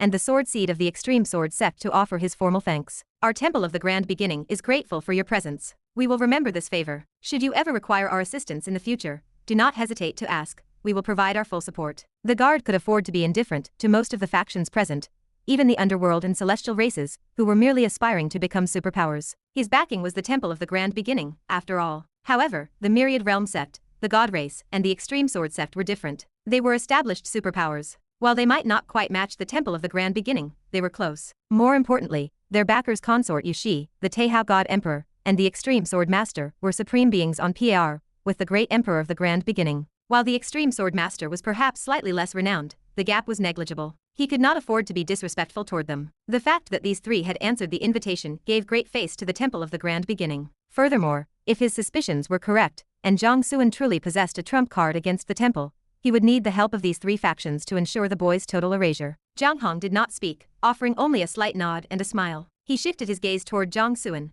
who was trapped within the ancient divine restriction. His expression remained calm and unreadable. Behind him, the experts of the Myriad Realm Sect already knew their real objective. To them, hearing the Heavenly Guard's humble words of gratitude felt utterly ridiculous. They looked at the guard as if he were a clown. Grateful for our presence? One of them thought. It is a bit early for that. Wait until we have taken your heads before you start thanking us. Since their prince had not given the signal, they kept their expressions neutral. They had no intention of tipping off the Heavenly Guard and ruining their prince's fun in toying with the Temple of the Grand Beginning. Fei Xian, who was clinging to Zhang Hong's arm, was far less restrained. She couldn't help herself and burst out laughing. The Heavenly Guard threw a confused glance her way, but chose not to press the issue. He suppressed his irritation, though an inexplicable sense of unease began to stir in his gut. Little Hong, you really are wicked, Fei Xian whispered into Zhang Hong's ear. Zhang Hong remained stoic, though the corners of his mouth turned up slightly. The Extreme Sword Seed gave a flippant grin. Think nothing of it. As fellow superpowers, it is only natural that we help one another. He was laughing internally. Giving thanks, are you? When it comes time to slit your throats, I will try to be quick so you don't feel a thing. On the other side, Xiao Hao, the prince of the God Race,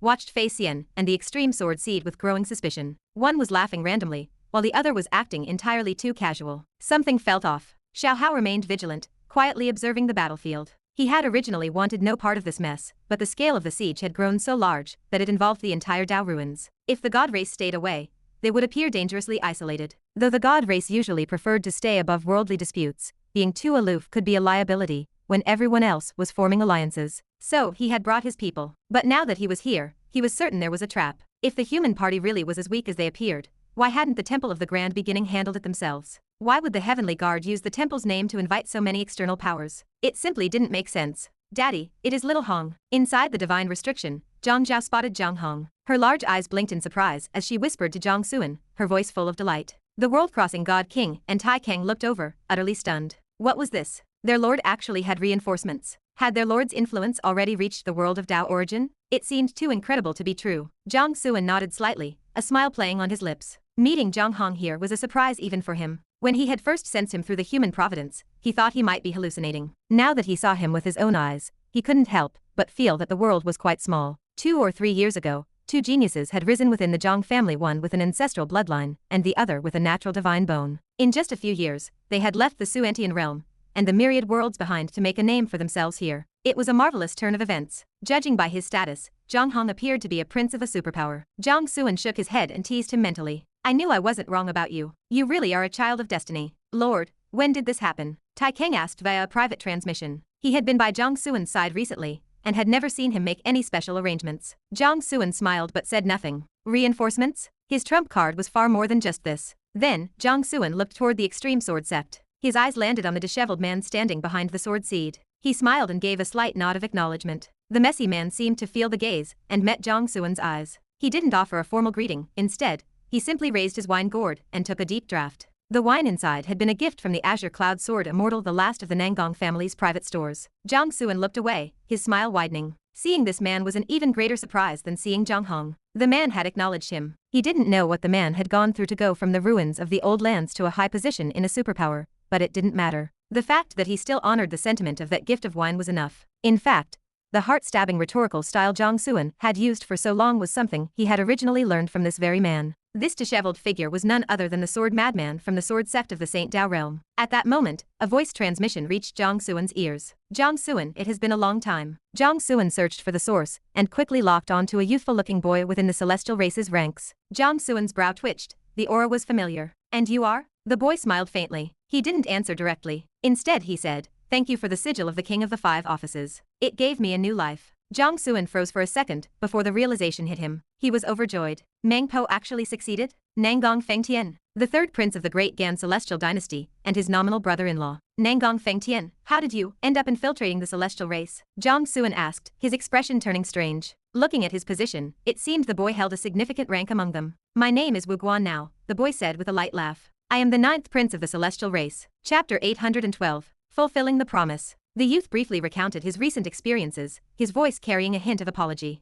I have only just broken through to the Void God realm. I am afraid I will not be of much help to you this time. Furthermore, I intend to maintain this cover. I want to climb the ranks of the celestial race until I am in a position to dismantle them from within. So for now, Jiang Chen gave a faint, easy smile. Do not worry about it. Focus on your mission. Whether I have one more person on my side or one less makes no difference to the outcome here. Internally, he was stunned. The fact that the boy had successfully reincarnated was a pleasant surprise, but hearing that he had already maneuvered himself into the position of 9th prince of the celestial race was eye-opening. This level of infiltration was nothing short of brilliant. A world of martial arts actually has its own undercover agent like Yuzekin? Jiang Chen mused with a grin. Then a thought struck him. Wait, the 9th prince of the celestial race? The title sounded incredibly familiar. That old hag he had killed previously, Fairy Xianxia, had she not claimed to be the aunt of the 9th prince? So, without even realizing it, I cleared the path for my own inside man? This realization made Jiang Chen even more amused. Soon, the half-stick of incense deadline set by the Heavenly Guard was about to expire. Jiang Chen stretched lazily. Under the cover of the Heavenly Deduction's secret art, he stealthily masked the fluctuations of his breakthrough. He was now a Saint King. In that short span of time, he had refined 10% of the physical essence from Hao Tian. The resulting transformation was staggering. His physical strength had surged at least 100-fold. This raw power had dragged his cultivation level up with it, pushing him firmly into the Saint King realm. He had no intention of revealing his new strength just yet. That arrogant divine son of the Grand Beginning wanted to take his life personally, did he? The guard wanted him to wait for his death. Fine. He would give that grandson a surprise he would never forget. Come to think of it, this Heavenly Deduction secret art is a masterpiece, Jiang Chen thought. Even at his current level, the technique remained remarkably effective. At the very least, the crowd of circus performers gathered to watch the show had not noticed a thing. In another hour, I should be able to refine another 20%. By then, I might hit the Saint Sovereign level. Jiang Chen gauged his internal state, making a rough estimate. Hao Tian's physical matter was an eternal energy source, the ultimate tonic. It was forcibly driving his realms higher. Because this was physical matter, its primary function was strengthening his body. Once fully integrated, his physique would transition into the immortal tier. The rise in his cultivation was merely a side effect of the refining process. To jump from Great Saint to Saint King just by refining 10% was an absurd rate of growth. Wait. Jiang Chen froze, a look of genuine surprise flashing in his eyes. He lifted his left hand. At the tip of his finger, a wisp of a new power was swirling a dark, terrifying energy. It radiated a heart-stopping aura of ruin. The Great Tao of Destruction? Jiang Chen scratched his head, caught off guard. Breaking through to the Saint King level had allowed him to grasp the Tao of Destruction out of thin air. The heritage of past lives? As information regarding the Tao of Destruction flooded his mind, it linked to a memory fragment from his 5th life. Suddenly, he understood. He had originally assumed his heritage referred only to the Tao of space. After all, a supreme Tao was a massive advantage. But it seemed his legacy was far deeper than that. Fine then. I suppose I am invincible, Jiang Chen joked to himself. Having a background really does let you do whatever you want. As his strength continued its meteoric rise, the time limit finally arrived. Under the watchful eyes of the entire assembly, Jiang Chen yawned and stepped forward. It was time to put on a show. He threw a punch. It was a simple, unadorned movement. There was no surge of energy, no visible blessing from the Great Tao, and very little apparent physical force. To the onlookers, he looked like a weary addict feebly swinging an arm. But where the fist traveled, boom, the void collapsed into a jagged hole of absolute darkness. The ancient divine restriction, the cage that the onlookers believed held Jiang Chen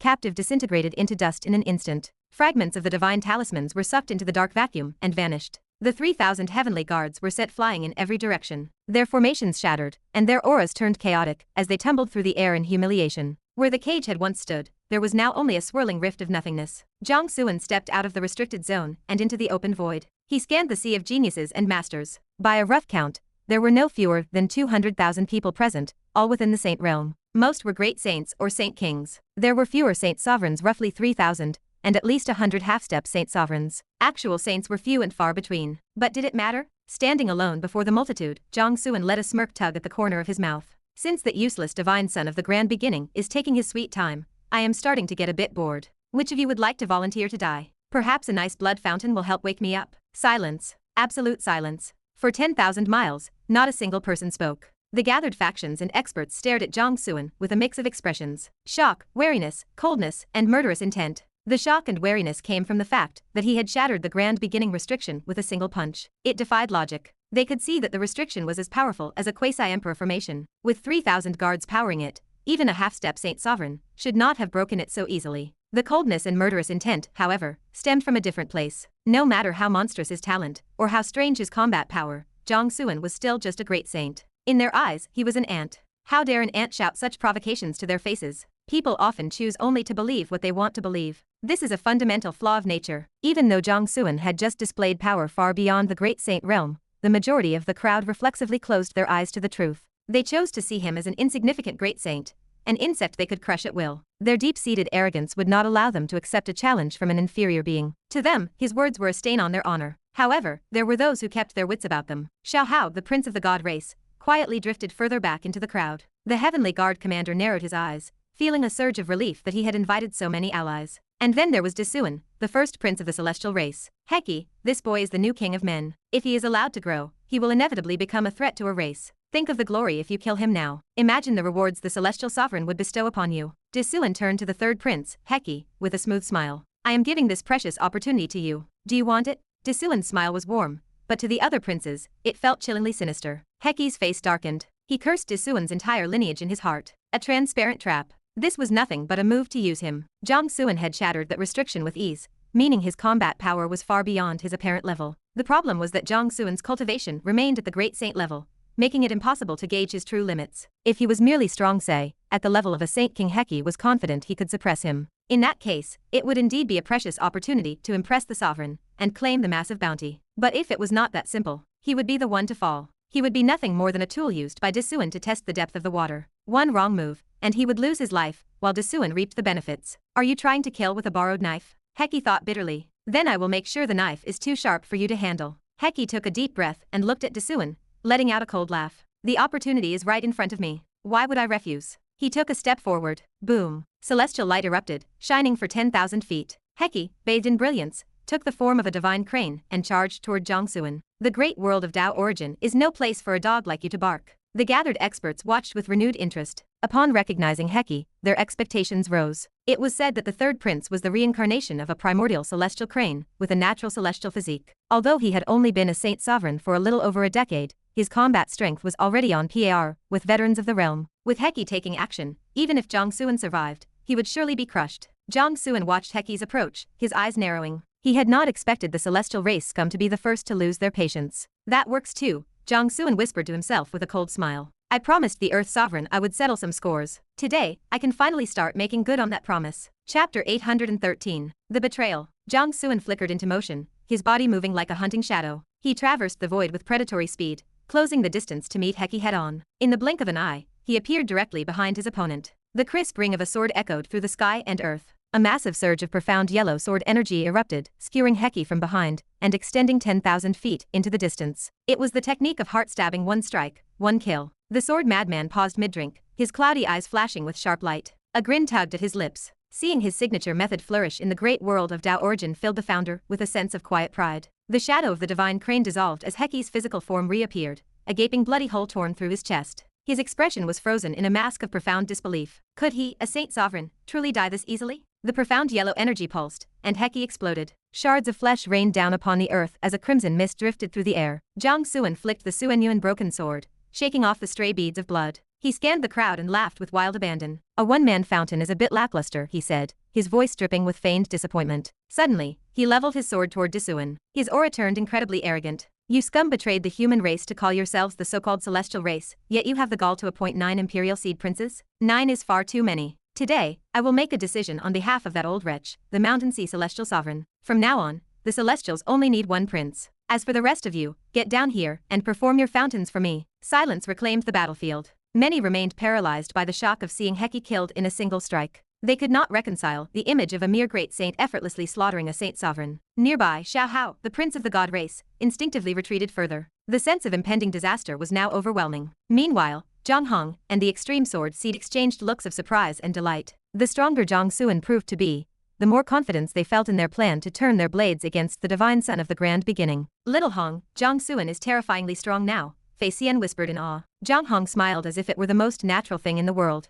Of course he is. He is Jiang Suan. De Suan's face grew ashen as he stared at the sword pointed at his throat. Cold fury swirled in his eyes, yet he remarkably kept his composure. He ignored Jiang Suan's taunts and turned to the heavenly guard. May I ask when the divine son of the grand beginning will arrive? It seems inappropriate for the hosts to be absent when the guests have already gathered. The surrounding factions were stunned by the reaction. Was the first prince of the Celestials actually backing down? It was an embarrassing display. De Suan ignored the mockery. He knew Heki's strength was top tier among saint sovereigns. If Heki could not survive a single blow, then Jiang Suan's true combat power was unfathomable. Choosing to fight now would be idiocy. He chose his pride over his life. The heavenly guard was taken aback by De Suan's blunt refusal to engage. He would not have been so honest about his hesitation. He should be here soon, the guard replied. The divine son stated he needed only the time it takes for half a stick of incense to burn to refine the pillar of the great Tao. Jiang Suan's power was indeed frightening.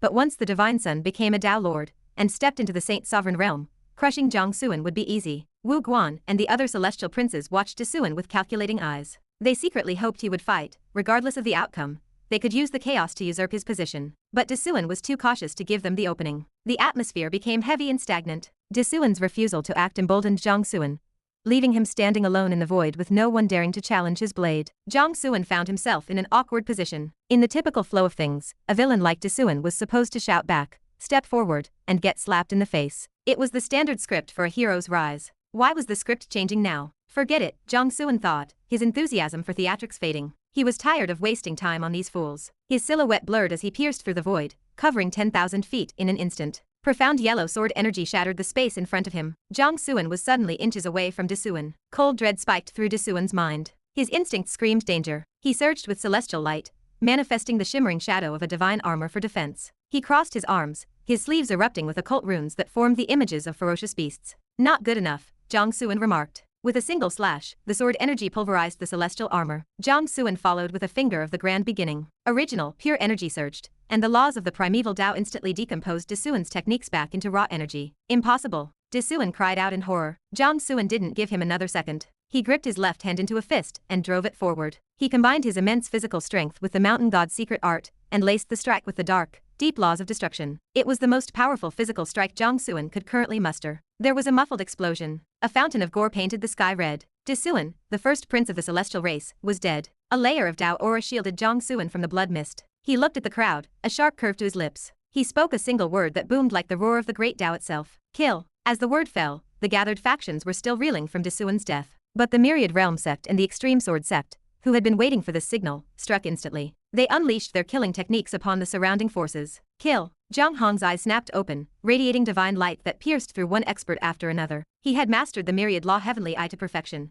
Its power now rivaled Quasi-Emperor techniques. Simultaneously, spatial ripples spread from his body like an invisible web of death, mincing anyone caught in its reach. Fei Xian drew her soft sword and moved like a fleeting shadow, decapitating several experts in a single pass. The 1,000 saint-level experts of the Myriad Realm sect charged, having already picked their targets while hidden in the crowd. On the other side, the Extreme Sword Seed led the charge. His blue and white imperial sword slashed through the firmament, burying an entire minor race's forces in a rift of sword energy. The swordsmen of the Extreme Sword sect drew their blades in unison, their sharp light claiming thousands of lives in seconds. The sword madman vanished into the void, appearing only to reap a head or pierce a heart. He was, after all, the master of the heart-stabbing technique. The battlefield, already scarred, was now drenched in a rain of blood. Thousands of corpses tumbled to the earth. This sudden, violent upheaval had been triggered by a single word from Jiang Suan. The heavenly guards, Qi Kang and Xiao Hao were left stunned. The change was too fast. Why had the Myriad Realm sect and the Extreme Sword sect suddenly betrayed them? Chapter 814. The Divine Son of the Grand Beginning arrives. Myriad Realm sect. Extreme Sword sect. The Heavenly Guard commander eyes burned with fury. Are you declaring war on the Temple of the Grand Beginning? In this moment, Jiang Suan was forgotten. His focus shifted entirely toward the two sects. While Jiang Suan was a known enemy, this sudden betrayal by supposed allies was far more bitter. He felt the sting of humiliation. He had been played for a fool. To think he had actually thanked them for coming, believing they had moved out of respect for the temple. His face burned as if he had been slapped. A clown. He was nothing but a clown. Declaring war? The extreme sword seed sheathed his blade for a brief second to look at the heavenly guard, a sneer curling his lip. Even if we are, what of it? Do not think so highly of your temple. With that, he lunged forward. His sword carved a rift in the sky, burying 300 divine guards in a single stroke. It was a silent, violent mockery of the heavenly guard naivete. Jiang Hong remained far more composed. His character left no room for hollow words or bickering. His response was found in the cold efficiency of his slaughter. The temple had 3,000 guards, and he intended to leave none of them alive. You will all die. The heavenly guard roared. Power surged between his hands as primordial energy erupted. He summoned a divine weapon bestowed by the emperor, a great halberd, heavy as a mountain and gleaming with a terrifying, cold light. Die. He gripped the halberd with both hands and swung it toward Jiang Hong. The strike manifested 10,000 miles of mountains and rivers, a vast and heavy world collapsing downward. The sheer pressure shattered the void, grinding all nearby laws into dust. A zone of 10,000 feet around Jiang Hong was locked in a state of absolute stasis. Space froze, and the very rules of the world ground to a halt. Jiang Hong felt the crushing weight against his chest. His spatial powers were suppressed, rendering them useless. Mortal danger loomed. Yet, Jiang Hong did not flinch. His face remained a mask of indifference as he looked up at the descending halberd. Within his eyes, a brilliant divine light began to gather, an ancient, profound power stacking layer upon layer, waiting for the moment to explode. Suddenly, a streak of yellow gold light flashed across the sky. Jiang Suan intercepted the blow with his sword. He looked the heavenly guard in the eye and laughed coldly. Your opponent is me. Jiang Suan blurred into motion, closing the distance instantly. He pressed down with the finger of the grand beginning, while simultaneously unleashing the yin-yang millstone. He used two supreme techniques at once, intent on a lethal finish. The heavenly guard face twitched with rage. He was a commander personally appointed by the emperor, a man above millions. He had never been so disregarded. You seek death. He swung his halberd at Jiang Suan,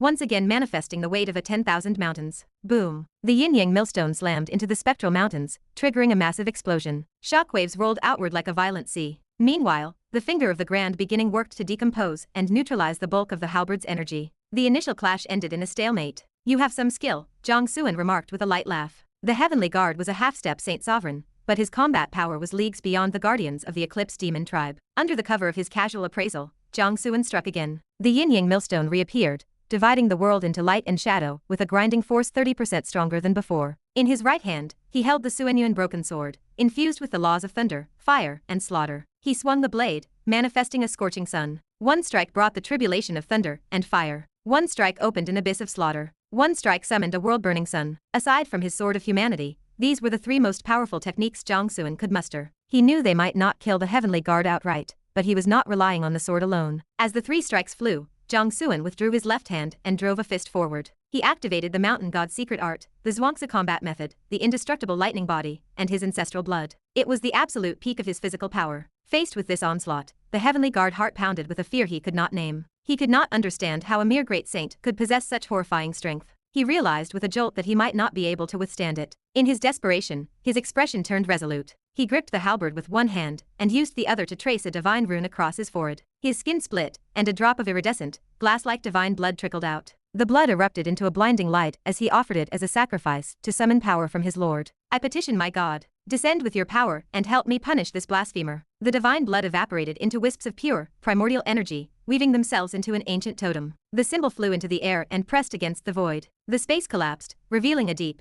boundless corridor through time and space, reaching toward a mysterious, distant shore. Useless. A voice of supreme authority and anger thundered from the corridor. Yet, even as the voice scolded, a terrifying surge of power flowed into the heavenly guard. Cracking sounds echoed from within the commander's body. His aura skyrocketed. The primordial energy around him doubled and then tripled. Roar. With the emperor's strength coursing through him, the heavenly guard let out an ecstatic roar. He swung the halberd in a series of unadorned, brutal strikes, shattering Jiang Suan's three-sword techniques. He then locked eyes with Jiang Suan and fired two beams of divine light from his eyes directly at the coming fist. Boom. The light exploded against Jiang Suan's knuckles. Jiang Suan's momentum was halted. Again, they were at an impasse. The heavenly guard frowned. He could not accept this. Even with his strength tripled by the emperor, he still could not kill this boy. What kind of monster was he? Just then, a calm voice drifted into the commander's ear. Stand down. The heavenly guard froze, then his face lit up with joy. The divine sun had finally arrived. The void for 10,000 miles began to boil like a turbulent ocean. The laws of the great Tao became frantic, and the rules of the world trembled.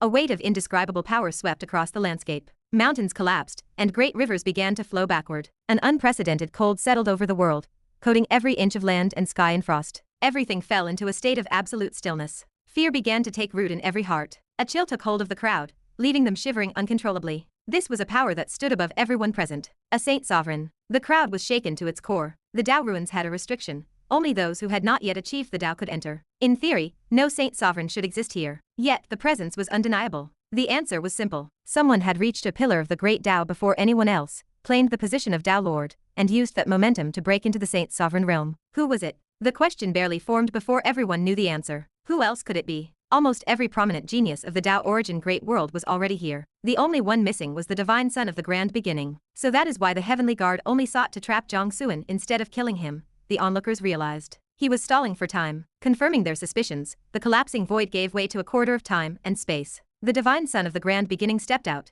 draped in shimmering divine light. The suffocating aura of a saint sovereign spread in all directions, pinning everyone in place. He was surrounded by ancient primordial energy, looking like a primeval god born at the dawn of time. He looked as if he could grasp the rules of the world and dictate life and death with a single hand. The divine son stood high in the air. He lowered his indifferent gaze toward Jiang Chen, looking at him as one would look at an ant. Blasphemer, I give you two choices. Kneel and kowtow. Surrender a fragment of your soul and serve my god as a slave for eternity. If you do this, you may live. Otherwise, I shall act in my god's stead and grant the extinction of your entire lineage. Chapter 815. Kill. Grant the extinction of your 9 generations? The crowd felt a collective shiver down their spines. Look at that presence. Look at that style. He was sentencing a man's entire lineage to death, yet he made it sound so refined, so majestic. As expected of the divine son of the grand beginning, his every word carried a different weight. No one questioned his authority. The divine son had achieved the supreme realm of a saint sovereign. Within these Dao ruins, he was absolute. He was invincible. He could crush anything with a flick of his wrist. No matter how freakish or illogical Jiang Chen had proven to be,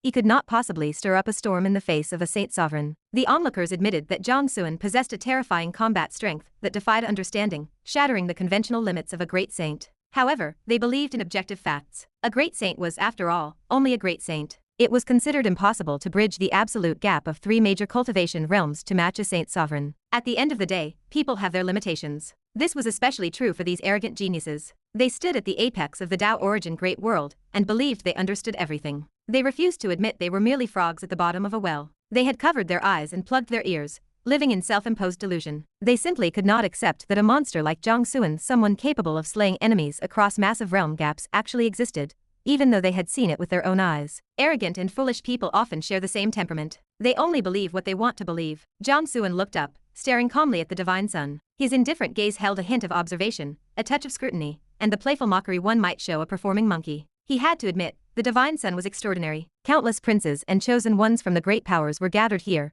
yet this man had managed to outpace them all, seizing a position as a Dao Lord and breaking through to the saint's sovereign realm. That spoke volumes about his talent. He truly had the right to be proud. Unfortunately for him, he had run into Jiang Chen. Jiang Chen looked at the divine son and offered a grin full of interest. Trying to show off in front of me? You are still a bit lacking. The divine son narrowed his eyes, a cold light flickering within them. He let out a disdainful laugh. Ignorant fool. The divine son then scanned the battlefield, taking in the ongoing chaos. When he saw the Myriad Realm sect and the Extreme Sword sect actually assisting the humans and turning their blades against the temple of the grand beginning, a surge of murderous intent erupted in his eyes. He immediately addressed the various factions who were still standing by as spectators. In the name of the temple of the grand beginning, I declare a conscription. Today, anyone who helps hunt down and kill the human race and these rebels will be rewarded by my temple. We shall remain allies for 100 generations. As for those who stand by and watch, you shall be viewed as enemies of the temple of the grand beginning. We will settle that debt in the future. As soon as these words were spoken, the expressions of the geniuses from the god race and other powers shifted. They were displeased, and they cursed the temple of the grand beginning in their hearts. This was a blatant forced choice.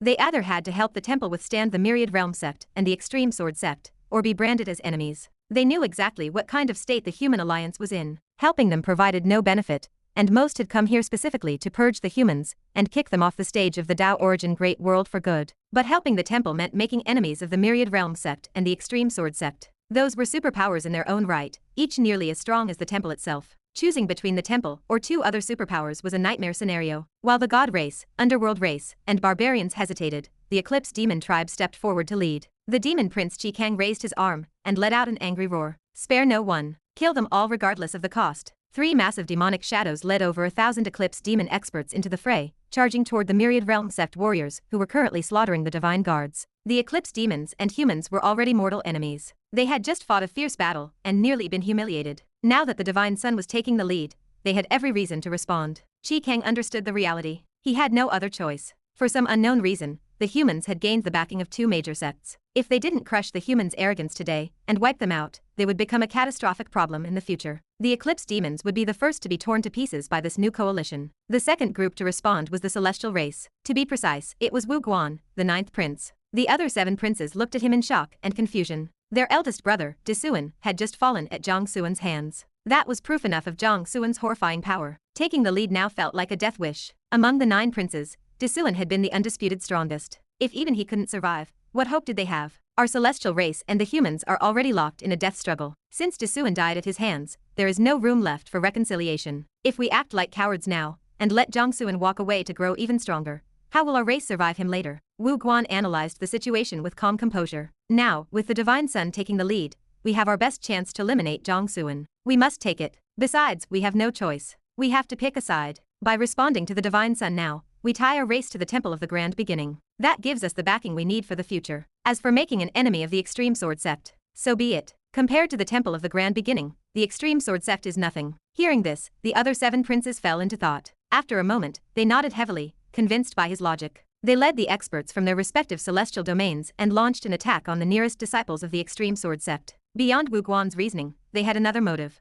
Disuan had been highly favored by the Celestial Sovereign, practically his personal disciple. If they did nothing while he died, the Sovereign would likely be furious with them. For that reason alone, they had to put on a show of force. Regardless of the outcome, they had to make it look like they were trying. What is the meaning of this? Meng Po's voice echoed in Wu Guan's mind. She couldn't understand his play. It was one thing not to stop the Celestials from attacking, but why egg them on? This only increased the pressure on Jiang Suan. Wu Guan stood his ground, watching the 7 princes charge into battle. A cold smile touched his lips. You think these fools are capable of putting pressure on Jiang Suan? Their greatest use is dying at the hands of the Extreme Sword Sect experts. What do you mean? Meng Po still didn't understand. Wu Guan chuckled and glanced at the Extreme Sword Sect warriors. The Extreme Sword Sect hasn't gone all out yet. It seems their alliance with Jiang Suan isn't entirely solid. By having the Celestial Princes die at their hands, the Extreme Sword Sect will be forced to tie themselves to Jiang Suan's ship. The blood feud between the Celestials and the Sword Sect must be sealed. Furthermore, if these other princes all die, Wu Guan's eyes deepened as his smile widened.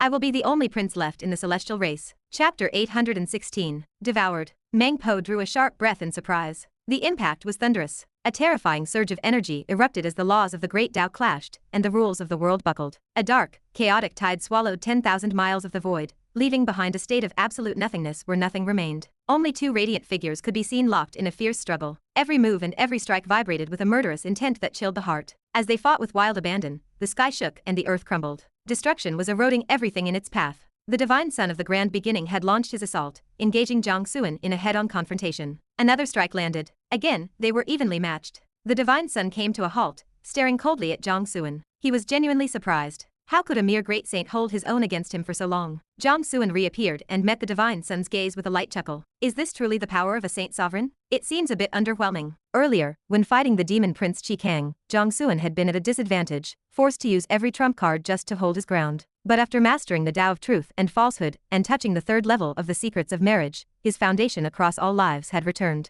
His strength had increased steadily until he could match Disuan, and then surged again to kill him in an instant. Now, he stood as an equal to a saint sovereign. The return of his past lives and the refinement of the Haoshan physical matter were finally showing tangible results. Furthermore, this rate of improvement was only going to accelerate. The physical matter within him was still being refined at a rapid pace. If this is all you are capable of, then stop wasting my time, Jiang Suan said. He pointed the Suanyuan broken sword directly at the Divine Sun and offered a cold smile. The Divine Sun's eyes turned icy, a fire of rage burning within them. To be provoked by someone he considered an ant was an absolute humiliation. Blasphemer. The Divine Sun invoked the Tao of Stars. In his right hand, he raised the divine weapon known as the 12 Myriad Stellar Wheel. Within a hazy starlight, a vast sea of stars appeared, containing 120,000 celestial bodies. It was as if a galaxy had replaced the void destroyed by their battle. The Divine Sun stood at the center of this endless, brilliant river of light like a lord of stars. The Tao of Stars was a high-tier path, nearly reaching the level of a supreme Tao. As the Divine Sun of the Grand Beginning, he had been favored and taught by the Emperor himself. Using the energy of the Grand Beginning as his foundation,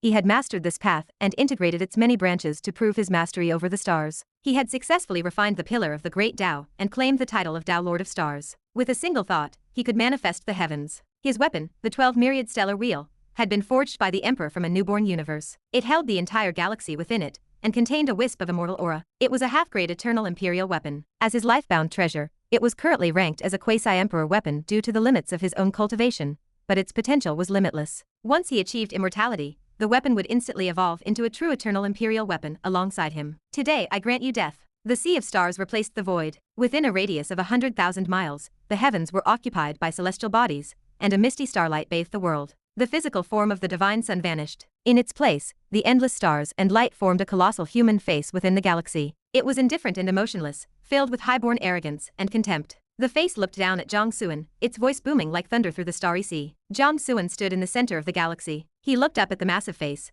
but his expression was strange. He shook his head. This time, he didn't even bother to show disdain. He simply felt bored. As the divine son of the Grand Beginning, you do not master the Tao of the Grand Beginning? Instead, you use the Tao of Stars, which is an entire level lower. Jiang Chen looked at his opponent with genuine pity. You truly are a pathetic creature. At this moment, Jiang Chen had a clearer understanding of what it meant to keep the great Tao for oneself. It was no wonder Haoshan had repeatedly warned him that his mastery of the Tao of the Grand Beginning would not be tolerated by the one who currently controlled it. That being was truly narrow-minded. He would not even allow his own divine son to master the path. These words struck a sensitive nerve. The divine son erupted in a scream of fury. You deserve to die. One after another, massive stars began to fall toward Jiang Chen. The sheer weight of their power threatened to annihilate everything. Jiang Chen faced the cataclysm without moving. Not only was he unconcerned, he found the display tedious. If it had been any other method of attack, he might have been cautious. But the Tao of Stars? He had not forgotten how he had mastered the Tao of the Grand Beginning, or how his ancestor, Zhang Santung, had created its techniques.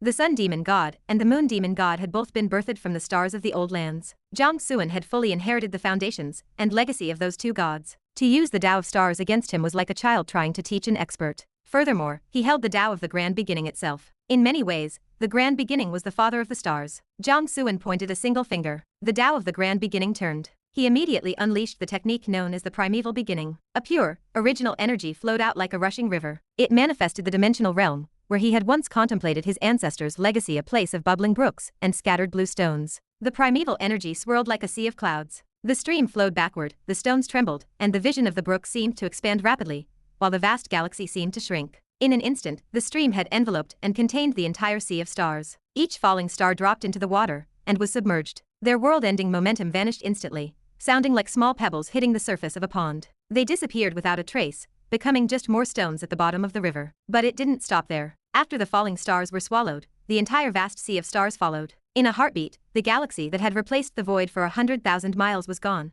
lost in the quiet flow of the stream. The massive face of the divine sun twisted in horror. Then, it too was swallowed by the brook. The sea of stars was no more. The stream continued its quiet journey. The divine son of the Grand Beginning reappeared within the water, looking like a bedraggled dog. His hair was disheveled, and he was a pathetic sight. His face was ghostly pale, and his aura was nearly extinguished. In Jiang Chen's hand sat the 12 myriad stellar wheel, a half-grade eternal imperial weapon. Jiang Chen raised an eyebrow, surprised. This divine son might not be much of a fighter, but his gear was impressive. According to the Tablet of Humanity, a half-grade weapon was essentially the same as a full eternal imperial weapon.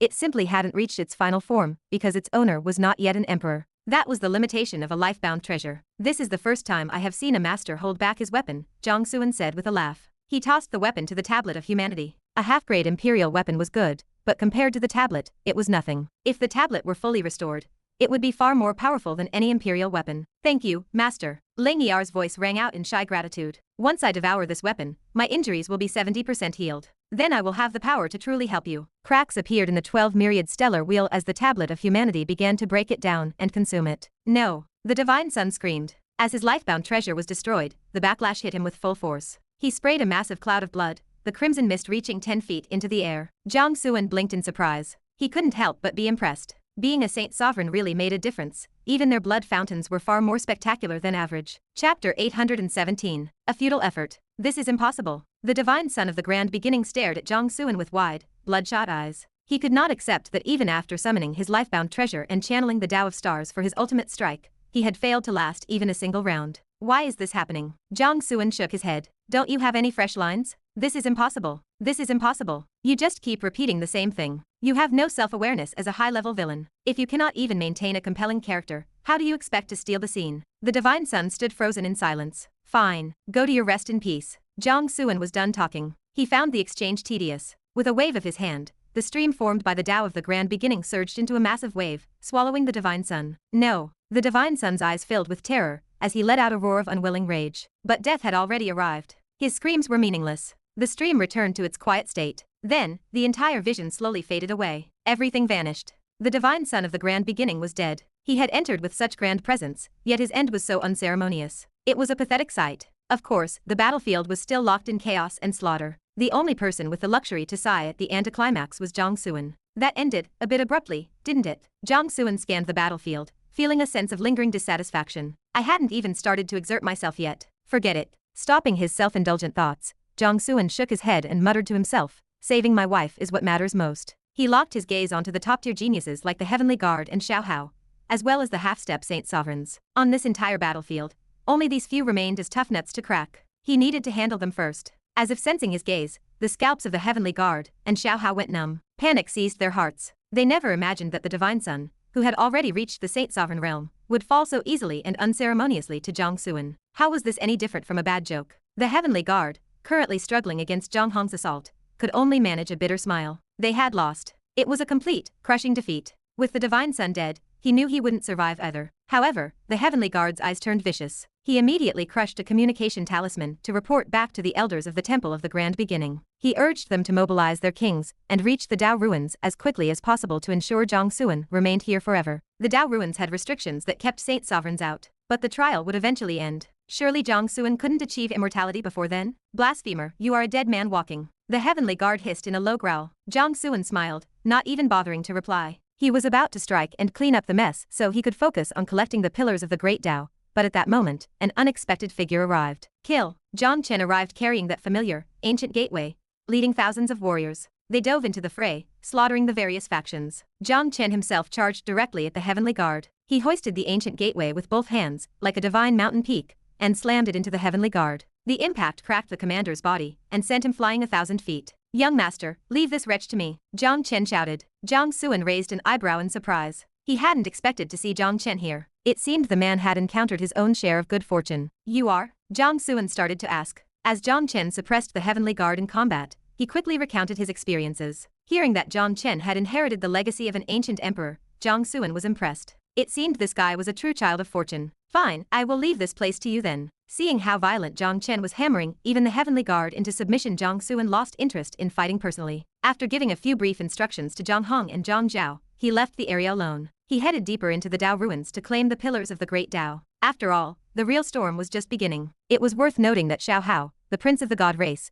was a very pragmatic man. Seeing the tide turn, he had swiftly switched sides. He was now leading the god race warriors in a slaughter against the underworld race. Since Xiao was being so cooperative, Jiang Chen decided to let him be. Jiang Chen stepped through the void, moving rapidly toward the heart of the ruins. He had previously asked his parents for help in unifying the heavens, intending to play for high stakes. If the stakes were truly high, how could he settle for merely killing a few geniuses? How could he limit himself to these small Dao ruins? Since he had decided to cause a major disturbance, his goal was to overturn the entire great world of Dao origin. He had already instructed the Saint Sovereign Wang Chen to tell King Spark to guard the exit of the ruins for this very reason. The geniuses and experts inside the ruins would soon be wiped out by his people. The powers behind them would certainly not sit still. They would likely deploy their strongest warriors to wait for him outside the exit. And that was exactly what he wanted. Since time was short, he might as well make the net as large as possible to catch all the fish at once. The only uncertainty was whether he could actually haul the net in. To achieve that, the answer was simple. He had to achieve immortality. If he could successfully ascend to the immortal emperor rank,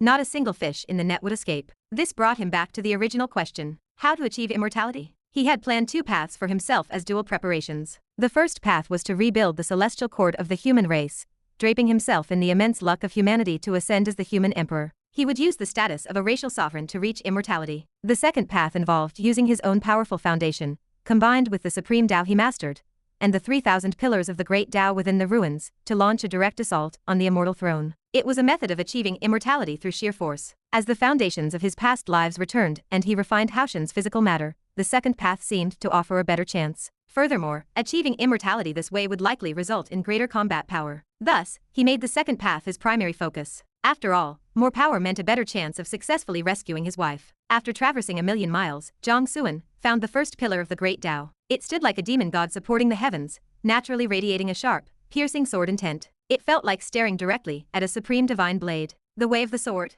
Jiang Chen observed the pillar, knowing it represented the position of the sword Dao Lord. Without hesitation, he stepped inside. He activated the Dao of the Grand Beginning, and the primordial energy within his Danshan surged, beginning to rapidly devour and refine the pillar. Meanwhile, in the Dao shrine hanging high above the black and white ruins, The divine flames roared, and the sea of fire boiled. The shadow of the phoenix grew increasingly solid, manifesting a ferocity that made the soul tremble. The aura of a saint sovereign spread outward and continued to climb rapidly. Wrapped in the phoenix shadow, Nangong Minjaya looked increasingly majestic and dominant, like a supreme empress in control of all things. The absolute pressure she exerted was enough to strike terror into anyone. The daison stood at a distance, bowing low, unable to hide his fear. A few days ago, when she arrived, she was only a great saint. Now she had already climbed to the saint sovereign realm. It wouldn't be long before she reclaimed immortality. One could imagine that when she did, the phoenix would truly descend upon the world. It is too fast. The daison's youthful face was a mask of bitterness. The process was accelerating beyond his control. How could he stop this? Was the great world of Tao origin truly destined to suffer this catastrophe? Shaking his head weakly,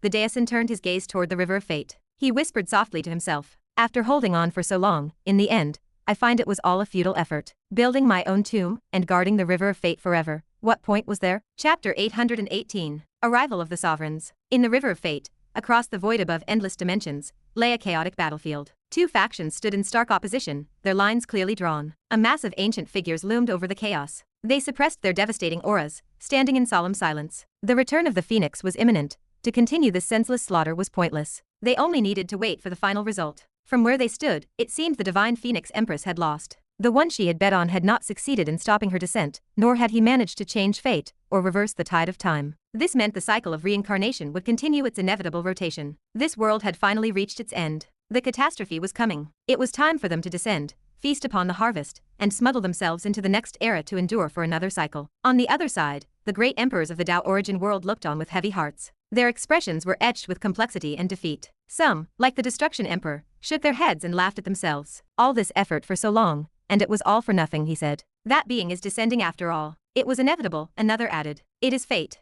The emperors fell silent. A suffocating weight pressed down upon them. Niu Yudao offered a faint, optimistic smile. The phoenix has not truly returned yet. There is still a chance. We must believe in him. Believe in that brat? Shen Zhou sneered, his voice full of grumbling resentment. If I believe in him again, I am a fool. Yes, he created the orderly heavenly Tao and managed to pause the cycle for a time, letting our world survive for an extra era. But what good did it do? Look at the state of the orderly heavenly Tao now. We all know the truth. Shen Zhou's face darkened as he growled. The power of order is not something a mortal can control. The heavenly Tao evolved into the orderly heavenly Tao, and in the process, individual will was suppressed and erased. It became a cold machine designed to maintain fate. We hoped it would help us block destiny, but instead, it became a tool to clear us out like pests. A mocking smile touched Shen Zhou's lips, though his tone was bitter. We lifted a stone only to drop it on our own feet. The emperors remained silent, their expressions helpless. It was the truth, but Shen Zhou was being particularly difficult, insisting on rubbing salt into their old wounds at a time like this. They were anchored here, unable to leave, largely because they had been driven out by the very orderly heavenly Tao they helped create. It had become a rigid guardian of fate, unlike the destiny they had fought alongside in the previous era. Don't blame me for not being clear, Shen Zhou said, looking at the others with a cold laugh. If he fails and the phoenix descends, bringing the catastrophe with her, I will be the first to defect. Hiding and surviving is better than dying. The sovereigns said nothing, though their thoughts varied. Among them, the great emperor of the grand beginning, the destruction emperor, and the imperial consort Yushi had eyes that flickered with similar thoughts. It was better for others to die than themselves. They had worked too hard for their achievements to let everything go to waste. With their strength, they could easily join the figures on the other side. By the next cycle, they were confident they could consume enough destiny to avoid the eyes of fate and survive another era. As long as they existed, they could rebuild their sects and empires from scratch. This was especially true for the Destruction Emperor. His legacy came from the Kunlun Demon Emperor, who had been a survivor from a previous era himself. He felt no moral burden regarding hiding or defection. The human emperors, such as Fuxi and Diyu, remained silent,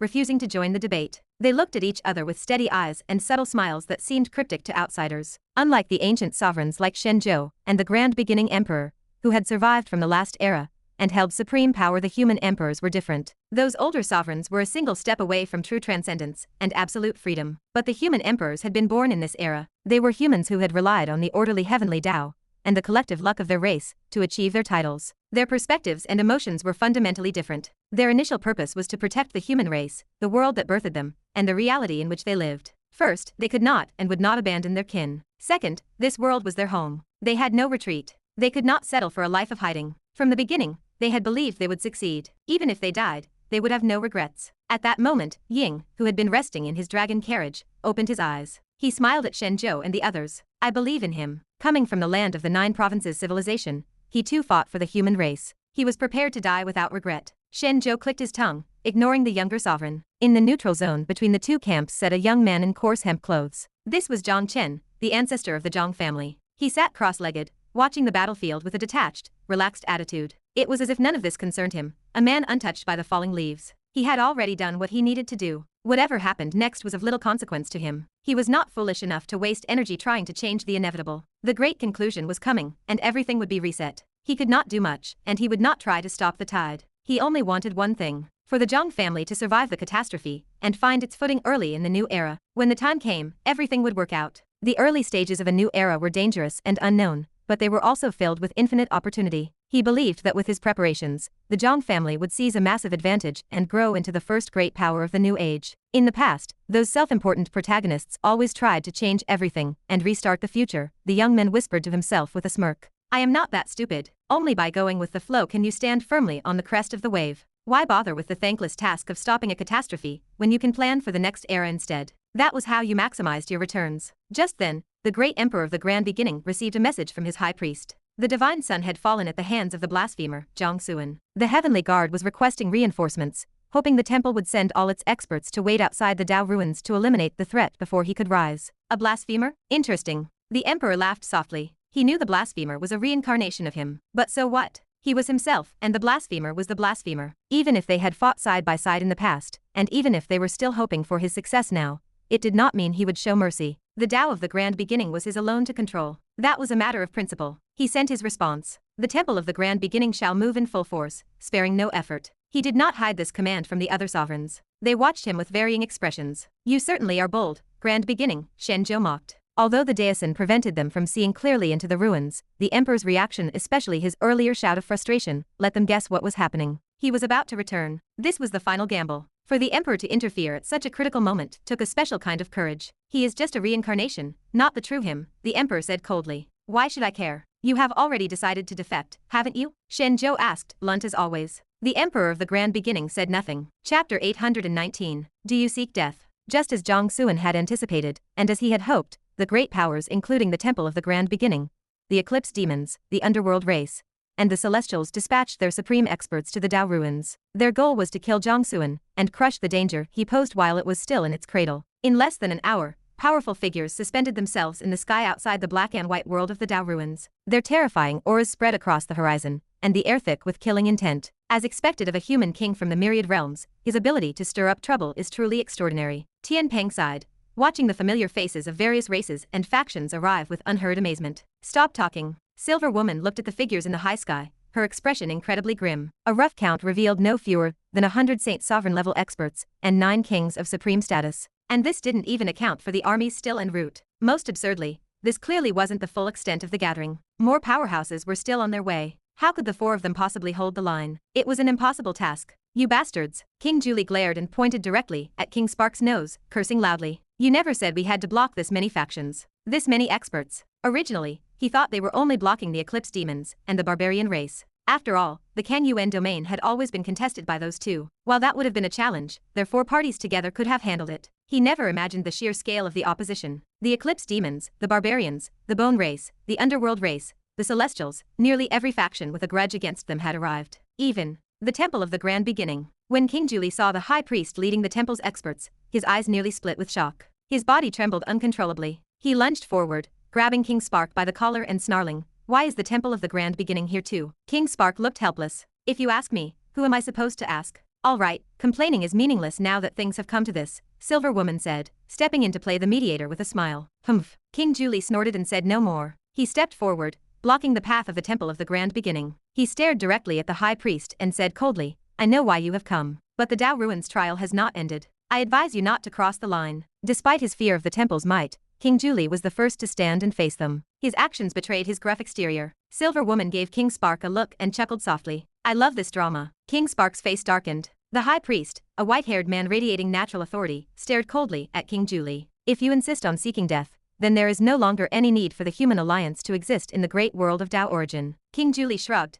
seemingly indifferent. King Spark, King Tian Peng, and Silver Woman stepped forward to stand beside him, facing the High Priest together. Tian Peng stroked his white beard and smiled. "This matter concerns only the 4 of us and our branches of humanity. It has nothing to do with the alliance. There is no need for the Temple of the Grand Beginning to cast such a wide net. Once the Dao Ruins trial ends, whatever you wish to do, we will be waiting. Tian Peng's gaze swept over the Eclipse Demon Emperor, the Mountain Sea Celestial Sovereign, and the Underworld Emperor. The Eclipse Demon Emperor sneered, refusing to respond. The Underworld Emperor's eyes were cold, his murderous intent unconcealed. The Mountain Sea Celestial Sovereign remained expressionless, merely offering a cold snort. You think you can wash your hands of this with mere words? Naive. This was a golden opportunity to destroy the human alliance and eliminate the threat of humanity once and for all. He could not miss it. If he relied solely on the Celestials, it would be difficult, especially given the human emperors in the River of Fate. But if all these factions united, wiping out the humans would be simple. With the Temple of the Grand Beginning leading the charge, the pressure from those human emperors would be neutralized. He knew the Eclipse Demon Emperor and the Underworld Emperor shared his thoughts. The High Priest simply looked at the four leaders coldly. His silence was a silent approval permission for these factions to use the prestige of the Temple of the Grand Beginning to raise their blades against the human alliance. The Divine Son had died at Jiang Suan's hands. Jiang Suan and the human race had to pay for that with their lives. The faces of King Spark and his companions turned grim. The atmosphere plummeted to freezing. It was then that a new voice broke the silence. Hey, so, do you truly wish to declare war on my Jiang family? From the distant death-forbidden zone,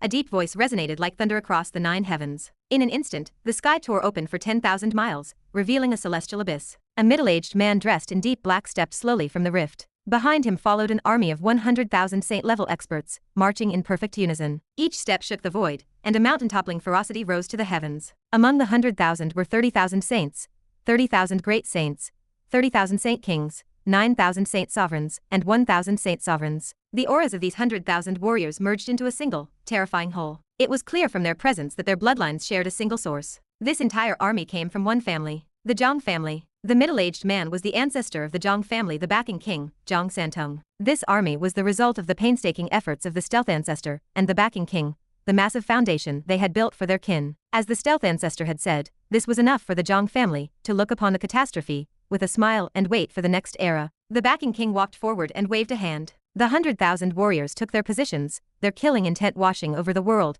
until it seemed even the heavens fell silent. The hearts of the various powerhouses sank. They felt as though they had been struck by a heavy hammer. Even the High Priest and the Mountain Sea Celestial Sovereign were momentarily dazed, their hearts churning with disbelief. It wasn't just the numbers, it was the quality. 9,000 saint sovereigns? 1,000 saint sovereigns? How was that possible? All their gathered factions combined only totaled about 100 saint sovereigns. King Spark and his companions were equally stunned. They stared at the man leading the army, unable to believe their eyes. Was he still alive? Not only was he alive, but he commanded such a terrifying force. They recognized him. The backing king, Jiang Santung, a legendary figure from the Myriad Realms. It was said that the reason the 8 kings of the Myriad Realms could slay the Kangming Demon Emperor was largely due to him, even though he was believed to have perished in that battle. Roughly 7 million years ago, he had reincarnated and risen again, living up to his title by gathering a vast network of powerful supporters, who allowed him to move through the world with impunity. For example, the current Heaven King of the Human Alliance was from the same era, but back then, everyone knew the backing king, while the Heaven King was an unknown name. It was even rumored that the backing king had simply given the position of supreme leader to the Heaven King, saying, "This is boring, like playing house. I imagine you're the only one who would enjoy it." After that, he vanished. Some said he had gone to challenge the immortal rank. Now it appeared he had not yet succeeded. The backing king scanned the High Priest and the others. His gaze lingered briefly on the Mountain Sea Celestial Sovereign. The Celestial Sovereign's heart sank under the pressure. Even though he was a quasi-emperor, who could challenge a great emperor by summoning the Mountain Sea realm, he felt an impossible sense of inferiority under this man's gaze. The backing king offered a faint, playful smile full of disdain. He looked back at the High Priest. His voice was calm, yet it made everyone present tremble. Do you wish to die? Chapter 820. Racing Against Time. It is simpler than I imagined. In less than 15 minutes, Jiang Suan had already refined the pillar of the Great Dao representing the way of the sword. He murmured to himself as he felt his mastery reach the level of a Dao Lord. However, this was clearly not his ultimate goal. Mastery over a single path like the sword was no longer enough to satisfy his ambition. Furthermore, to achieve immortality through sheer force,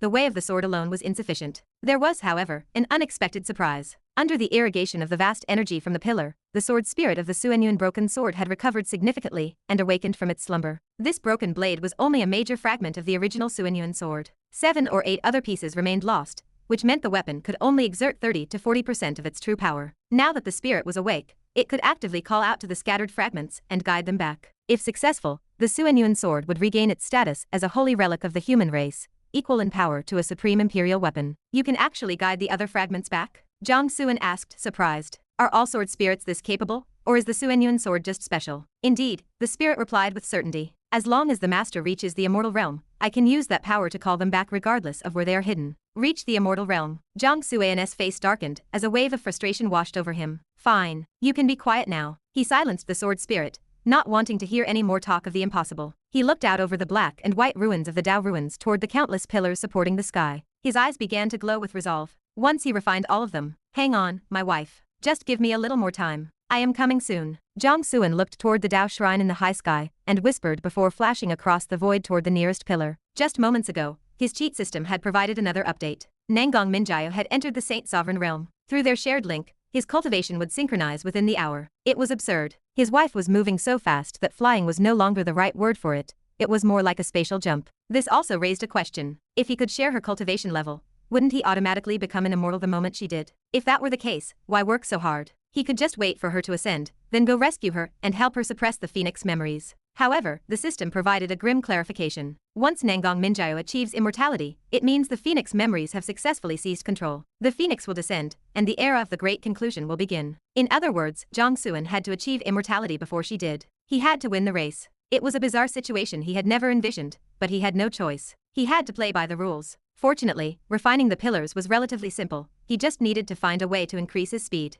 Another 15 minutes passed. The pillar of the Great Tao of Lightning was successfully refined. Something is wrong. Jiang Xuan calculated the time, and his heart sank. At 15 minutes per pillar, even without accidents, it would take him nearly 15 days to refine every pillar in the Dao ruins. The system had warned that his wife would reach immortality in 30 days at most. That meant he had to ascend within that same window. If refining the pillars alone took half that time, would the remaining 15 days be enough to break through to the immortal rank? It seemed unlikely. I need a way to speed this up, Jiang Xuan thought. Master, I can help you. The spirit of the Xianxia seal spoke up. It was practically moved to tears. After being ignored for so long, it finally had a chance to show its worth. Jiang Xuan pulled out the seal and looked at the spirit with suspicion. He still had a deep-seated grudge against this old thing for playing dead and refusing to acknowledge him as master in the past. Seeing Jiang Xuan's lack of trust, the spirit gave a forced smile. Having been banished to the metaphorical cold palace for a year, it realized that when one is in a precarious situation, putting on airs is not being cool, it is seeking death. Master, the old master's Xianxia sealed a secret technique within me during my creation. If released, it can briefly influence dimensions and compress space.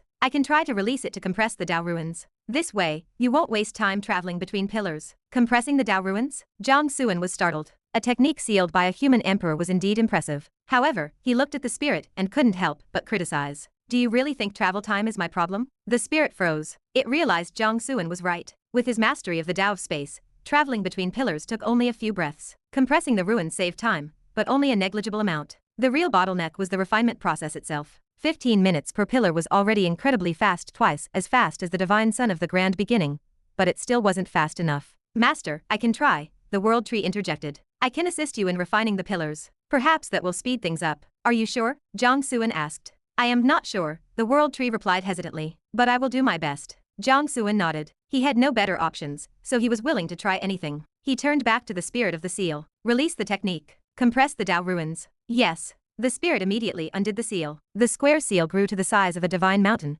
suspended between heaven and earth. Mystical light began to seep into the void, causing spatial ripples to fluctuate across the entire Dao ruins. Chapter 821. Chaos reigns. The sound of humming echoed through the void. Before the naked eye, the Dao ruins began to stack. It was as if a giant hand had reached out to crush the space like a ball of paper, causing it to collapse and compress inward. In an instant, the Dao ruins, which had previously blanketed the endless chaos, and the Kang Yuan domain, twisted and shrank by a factor of billions. What was once a flat sheet of paper was now folded countless times, centering entirely on Jiang Xuan. The Dao ruins had not actually changed. Instead, the space itself had been folded and warped. Now, every pillar of the Great Dao within the ruins was tucked tightly around Jiang Xuan, within easy reach. Incredible. Jiang Xuan was stunned. The sheer effectiveness of the secret technique sealed by the human emperor's Xianxia was beyond belief. The world tree flew out from his dantian. It did not take its massive true form, remaining miniature as it hovered before him. Its gnarled roots extended outward, half wrapped around Jiang Xuan, while the other half surged into the surrounding pillars of the Great Dao.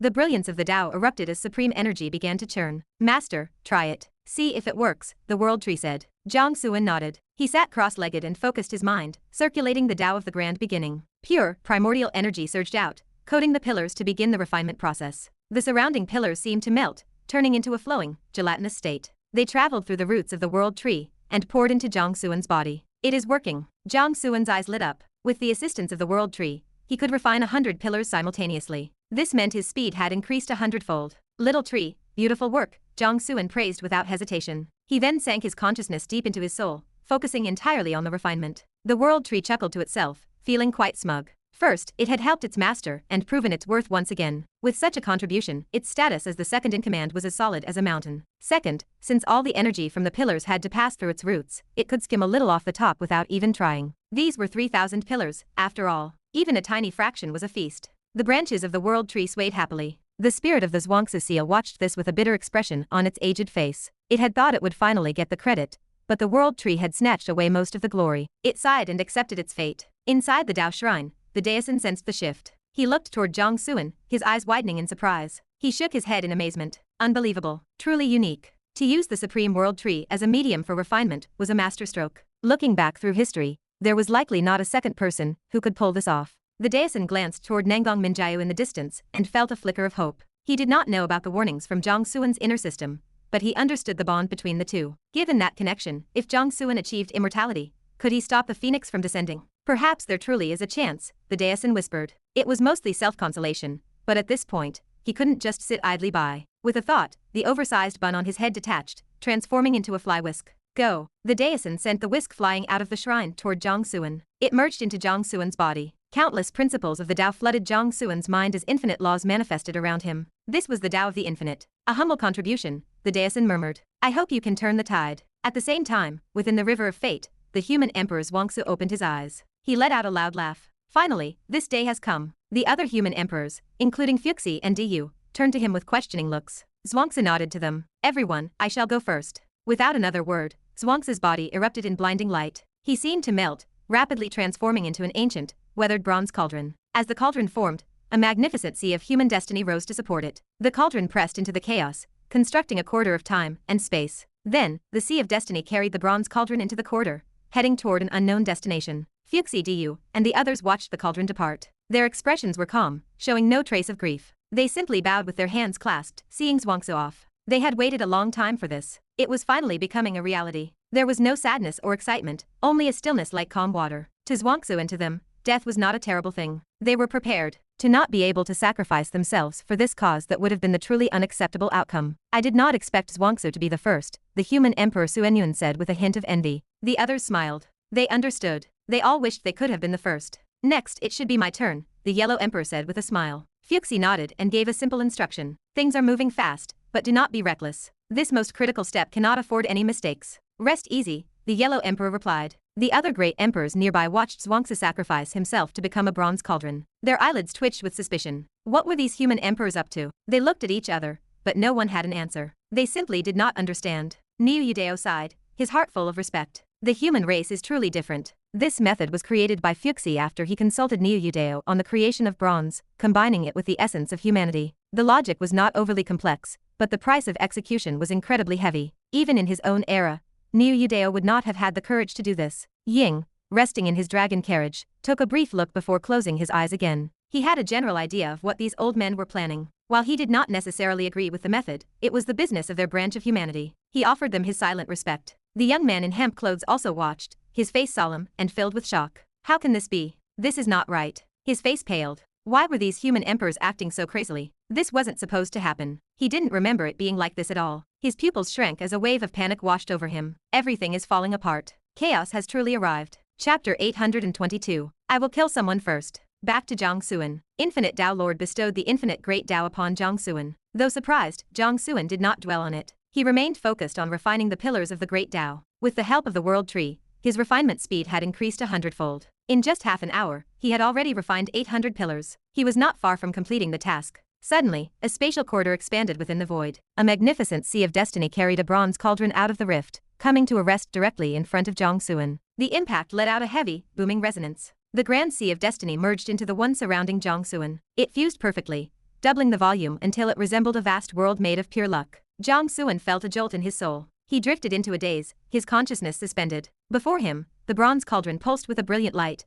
drawing the Xianxia seal into its depths. Open! The voice of the human emperor Xianxia rang out, heavy as a mountain range. Instantly, hazy shadows of human worlds appeared upon the surface of the bronze cauldron. If Jiang Clan were awake to observe, he would have realized these were the very worlds of the human race across the universe. Specifically, they represented 1/9 of the whole. Moments later, A second spatial corridor manifested in the void. Suppress. The voice of the Yellow Emperor echoed as another bronze cauldron landed before Jiang Clan. The sea of destiny behind him doubled in size once again. Then came the Emperor's Diko Tai and De. 3 more bronze cauldrons settled in front of Jiang Clan one after another. The sea of destiny continued to surge and expand until it covered the entire Dao ruins. In the river of fate, the heavenly Emperor Fuxi looked toward the human Emperor Suenyuan. It is your turn. Suenyuan nodded with a smile. I still have to put in a little extra effort. That boy cannot be left without a proper weapon in his hand. With my human tablet there, it does not truly matter if he has the Suenyuan sword or not, the human Emperor Diyu said calmly. Suenyuan glared at Diyu. I will assume you are joking. Diyu shrugged, neither confirming nor denying. Then, Suenyuan tore open a spatial corridor through the chaos and arrived at Jiang Clan's location. He looked at the entranced Jiang Clan and gave a soft laugh. Little one, the future of the human race rests on your shoulders. Do not feel pressured. Whether you succeed or fail, it is all the same. He reached out and summoned the Suenyuan broken sword from Jiang Clan's body. He stroked the cracks on the blade with a pained expression. You have suffered. The broken sword trembled. The sword spirit spoke with a choked voice. It was my honor to fight alongside my old master. From now on, follow this boy and slay a few more enemies, Suenyuan said with a smile. Yes. The spirit answered immediately. Come, let us find the other fragments and restore you, Suenyuan said. Thank you, old master. The sword spirit immediately took control of the blade, unleashing a brilliant yellow sword chi that seemed to slice through the endless void. Suenyuan injected his immortal power into the weapon. The faint connections to the other pieces became crystal clear. Deep within the ancestral lands of the dragon race in the myriad realms, the yellow sword chi slashed through their protective formations. A fragment of the Suenyuan sword flew out, tearing through the void as it followed the call to return home. The experts of the dragon race rushed out, manifesting divine powers to suppress the fragment. Let it go, the high priest of the dragon race, Aosu, said softly as he watched the fragment depart. It is time for it to return. The dragon experts stepped aside. Without obstruction, the fragment sliced through space, leaping across the chaotic void, and jumping through dimensions toward the Dao origin world. Almost simultaneously, similar yellow sword gales erupted from the Phoenix world, the Blue Sea world, the Shira world, and 4 others. 7 major worlds each lost a fragment. Their destination was identical. Roughly 15 minutes later, 8 fragments arrived and merged into the Suenyuan broken sword. The brilliant yellow sword chi surged 10,000 times over, piercing the heavens and splitting the sky in two. The sharp edge of the blade intimidated the entire Dao ruins. Even the top experts outside the ruins, like the Mountain Sea Sovereign who was confronting the backing king, felt the chill and looked on with unconcealed shock. The Suenyuan sword returned to Suenyuan's hand. The blade vibrated, conveying the grief of the sword spirit. Suenyuan stroked the blade and smiled faintly. Everyone has their mission. It is so for me, and it is so for you. Now, go back to your true master. Suenyuan sent the sword back to Jiang Clan. His body erupted with a dazzling yellow light,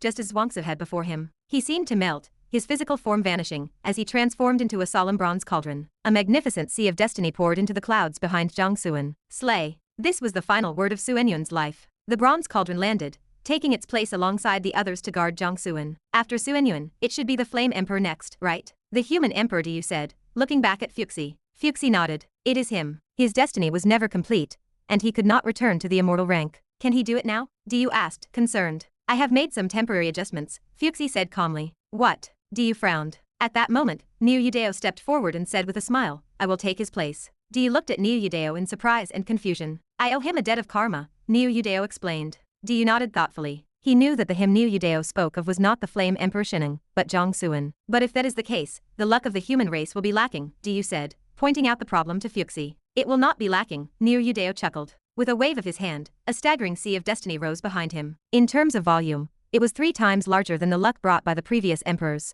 Diyu was stunned. Niu Yudeo was not human, yet he held more human destiny than the human emperors. It almost rivaled Diyu's own portion. This body belonged to my disciple, the Godu Wist. He was the one who guided the birth of the human race in the myriad realms, Niu Yudeo explained simply. I see, Diyu said, nodding. He knew of the Godaist's contributions. Given that merit, such a massive amount of luck was well deserved. On behalf of the human race, I thank you, friend, Diyu said, bowing with his hands clasped. You are too kind, Niu Yudeo replied. Then, just as the others had done, he transformed into a bronze cauldron, crossed the chaos, and landed before Jiang Clan. There were now 7 bronze cauldrons. The shadows of the human worlds had reached 7/9. Only the final 2 remained. You first, or me? Diyu asked Fuxi with a smile. The heavenly Emperor Fuxi stood up. It must be me first. You are the final and most critical link. Diyu smiled. The method had been set long ago, and it was necessary for him to be last. He only asked out of courtesy. Farewell, Diyu said, bowing. No rush, Fuxi said. He smiled. Diyu froze. If he remembered correctly, this was the first time Fuxi had smiled since arriving at the River of Fate. Do you have something else in mind? Diyu asked. Fuxi nodded. His aged eyes looked over the other sovereigns. His gaze lingered briefly on the young man in hemp clothes for a split second before finally landing on the Emperor of the Grand Beginning. Coldness seeped into his calm eyes. I will kill someone first. Chapter 823. Striking out. Diyu smiled helplessly, seeing through Fuxi's intent. Why waste your strength on this now, especially at this stage? Regardless of their faults, they have contributed. There is merit in their hard work, even if there is no glory. As for their crimes, would it not be better to let the boy settle the score personally once he has resolved everything? He left one thought unsaid. Once the phoenix descended, and the cycle of reincarnation began its unstoppable turn, these old fossils would perish anyway. For Fuxi to strike now was merely an exercise in futility, a waste of energy to hasten an inevitable end. Heavenly Emperor Fuxi smiled and offered a simple, quiet reply. This is what we owe the child. Before the words had even fully faded, Fuxi charged forward. Diyu stood frozen for a moment, pondering the deeper meaning behind those words. He sighed as the realization of Fuxi's true intent set in. They had spent ages plotting and planning, paving a grand path for Jiang Clan and the human race. They had created a slim chance to reverse fate and stop the catastrophe. Yet they had to admit that this was a path they had chosen for him. They had acted on their own initiative without ever asking for Jiang Clan's consent. To be blunt, Jiang Clan was merely the vessel for this plan. Had it not been him, it would have been someone else, a Wang Clan or a Chen Clan, any exceptional seed chosen through their rigorous selection process. In fact, they had prepared multiple candidates. Any human genius who had caught the attention of the human will and received the blessing of the race's destiny was a potential choice. There was Zhang Hong of the myriad sects, Jiao Fuiao, the reincarnation of the sun-moon demon god, and Luo Xinglan, who carried the legacy of the desolate heavens. There were the royal scions like Xianxia, and even Jiang Chen of the nine Kunluns. Even Diyu's own great-grandson, Diming Huang, had been one of the seeds they observed and screened. This had always been part of the grand design. Years ago, the human celestial court founded by Diyu had been unimaginably prosperous. Why then had he left it without reason, watching it crumble and leaving his people to suffer through endless calamities? It was because the celestial court alone could not save humanity. He had abandoned the court without a shred of regret. He used the human will to transform the terrifying foundation and destiny of the old empire into a powerful blessing. He left this fortune for future generations, waiting for a child of destiny,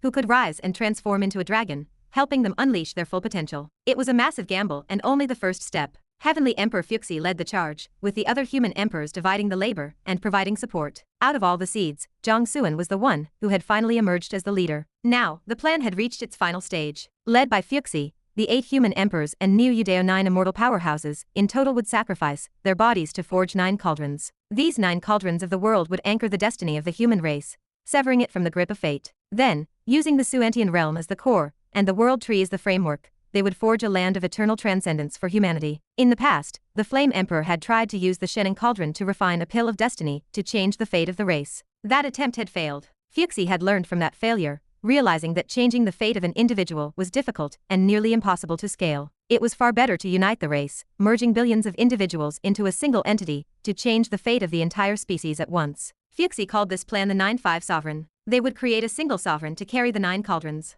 With the power of transcendence, this sovereign would lift the entire human race into a state of eternal existence. The great dream where every human is an ancestor and every human is a dragon would finally be realized. To put it plainly, they never intended to stop the catastrophe by preventing the phoenix's descent or stopping the cycle of reincarnation. Though they resided in the river of fate, their goals were fundamentally different from emperors like the Grand Beginning. They were the humans of the myriad realms. They were born and raised there. The birth or death of the great world of Tao origin meant nothing to them. They were carving out a different path. They sought to build a sanctuary that existed outside of fate, independent and eternal. Let the cycles turn and the catastrophes come, they would remain, timeless and unafraid. It was a magnificent plan, one capable of moving the heavens and earth. But grand plans always required agonizing sacrifice. They accepted this sacrifice gladly. Yet Jiang Clan, the chosen candidate for this 9-5 sovereign plan, had no knowledge of it even now. He did not know he had been selected, or that he was being pushed forward regardless of his own will. This, too, was a form of sacrifice. They were forcing the righteousness of the race upon him. That was why Fuxi said they owed him. The plan was grand and the future was bright.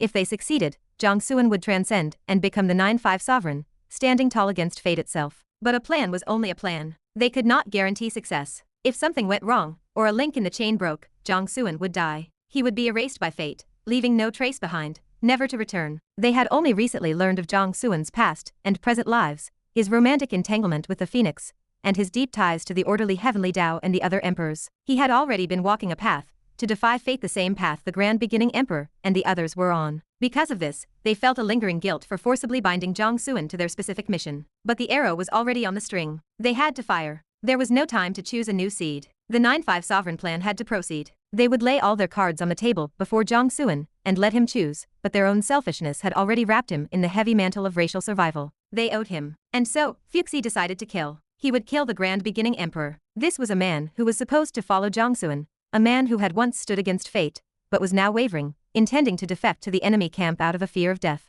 To fear death was human nature, and in ordinary times, it was no sin. But in these extraordinary times, it was a crime. Overestimating yourself. The Grand Beginning Emperor narrowed his eyes as Fuxi charged. His fury rose. He held sole mastery over the Tao of the Grand Beginning, and his strength ranked among the top 3 of all the great emperors. How could he be compared to these crippled human emperors, who only achieved their status because the orderly heavenly Tao had opened a back door for them? He struck out with his palm. A primordial, pure energy shattered the chaos, annihilating everything in its path, and creating a vacuum. It was a strike of ultimate slaughter, stripped of all ornament. Shenzhou, Empress Yuxi, and the other emperors backed away to avoid being caught in the crossfire. Their gazes were fixed on Fuxi, filled with confusion. They could not understand what these human sovereigns were doing. First, they sacrificed themselves one by one to become bronze cauldrons to aid Jiang Suan. That was strange enough. Even those who had fought alongside Jiang Suan in his past life had little hope he could stop the phoenix. Yet these human sovereigns, who had almost no connection to him, seemed to believe in him more than anyone, even giving their lives to help. And now, this one was actively attacking the Grand Beginning Emperor. What was the point? Did he simply wish to die?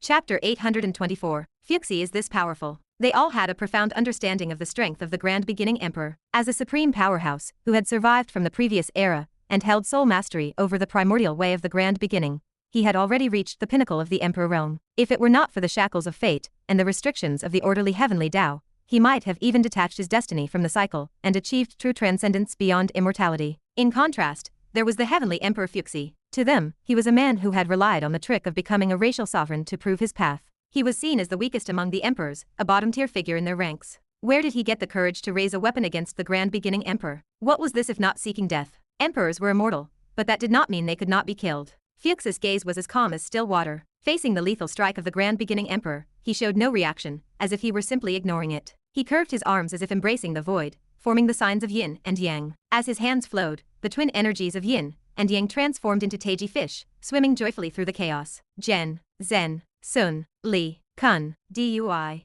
Qian, Can. As Fuxi spoke each word of power, the Taiji fish swam in patterns that manifested the 8 trigrams. Mountain, thunder, wind, fire, earth, marsh, heaven, and water. The natural laws and forces of the universe appeared one after another. They blanketed the endless chaos, transforming it into a Bagua universe governed entirely by Fuxi's will. Starting with the mountain of Zhen and ending with the water of Ken, it was the Lian Shan, the trigrams of the mountains. The palm strike of the Grand Beginning Emperor was instantly neutralized within the suppression of this Bagua universe. It vanished, erased into nothingness. With a single thought, the trigram positions shifted and transformed. The mountain of Zhen retreated as the heaven of Qian advanced. With heaven at the head and earth at the end, it became the Guizang, the return to the hidden. While the Lian Shan trigrams formed the Bagua universe, the Guizang trigrams executed the slaughter of world destruction. The Bagua universe evolved, and the union of heaven and earth locked the Grand Beginning Emperor within. He was met with the slaughter of a collapsing world. This was an indescribable power. It felt like a natural law, or the very order of the universe, exceeding the limits of what human strength could perceive. It felt like the great Tao, yet it stood even higher. The Grand Beginning Emperor was stunned. In that moment, within the closing heavens and earth, he felt like a useless wretch stripped of all power. His consciousness was pulled from his body. Not only was he unable to control his physical form,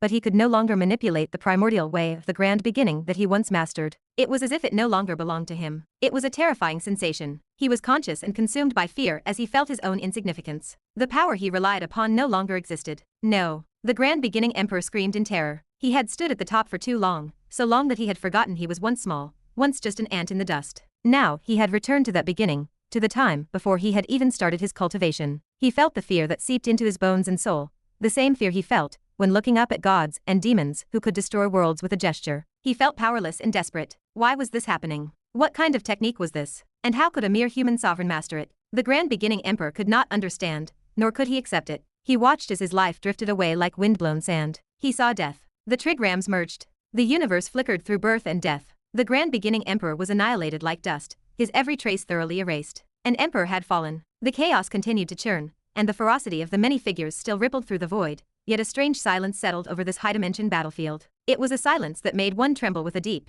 pervasive chill. Had an immortal emperor standing at the very peak died so simply? Every being present, whether the emperors led by Xinzhou or the ancient figures attempting to smuggle themselves through time, wore expressions of shock. Their hearts were filled with overwhelming waves of disbelief. They could not trust their eyes. This event had shattered their understanding of reality. How could there be such a vast disparity in combat power between beings who were both emperors? The young man in hemp clothes stood up abruptly. His eyes were wide with shock. How could the heavenly Emperor Fuxi be this strong? This is wrong. The young man was confused. This was not at all how he remembered things. Where did the variable come from? He felt a deep sense of unease. Chaos had truly arrived. With so many deviations, would the era of the great conclusion still arrive as scheduled? After slaying the grand beginning emperor, Fuxi glanced indifferently at Shen Zhou and the others. He said nothing, but his silence exerted a massive pressure on them. They had severely underestimated the human race for a long time. Fuxi smiled and nodded to the human emperor Du. Then, just like the previous emperors, he transformed his body into a bronze cauldron. He constructed a spatial corridor and descended toward Jiang Suan. The 8th bronze cauldron landed before Jiang Suan with a heavy resonance. The Sea of Destiny surged once more,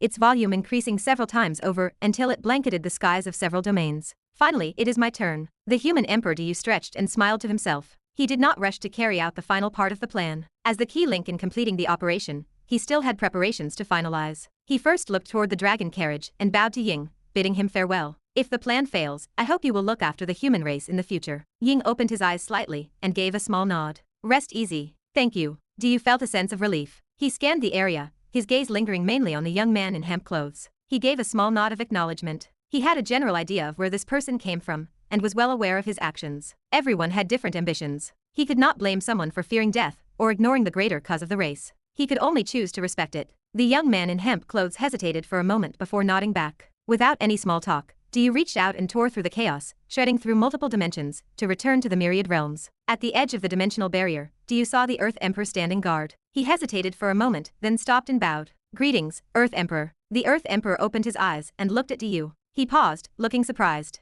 He asked tentatively, have you begun? Du nodded. Fuxi and the others have already gone ahead. I will follow shortly. The Earth Emperor fell silent. His expression dimmed, and he whispered, why was I not informed? As he asked, he found his own answer. He gave a bitter smile and sighed. I have been slow to recover. I have held back your progress. Du could not bear to see this and hurried to comfort him. You must not say that. He paused before continuing. The human race has already made your heart grow cold once. We did not want to do it a second time. The Earth Emperor shook his head, looking weary. Who is the seed? You should recognize him, Du replied. Jiang Suan? Indeed. The Earth Emperor frowned. Thinking of the young man in hemp clothes from earlier, he felt a flicker of doubt. Is Jiang Suan willing to take up this burden? The Jiang family had been secretly gathering and seizing the foundations of the human race. They had the capital to rebuild the celestial court on their own as a Jiang family empire. That path would be much easier than the one Du and the others had chosen. Du smiled. You should know him better than we do. The Earth Emperor paused, recalling the Jiang Suan he knew. After a moment of thought, he nodded. Then, I will take my leave, Du said,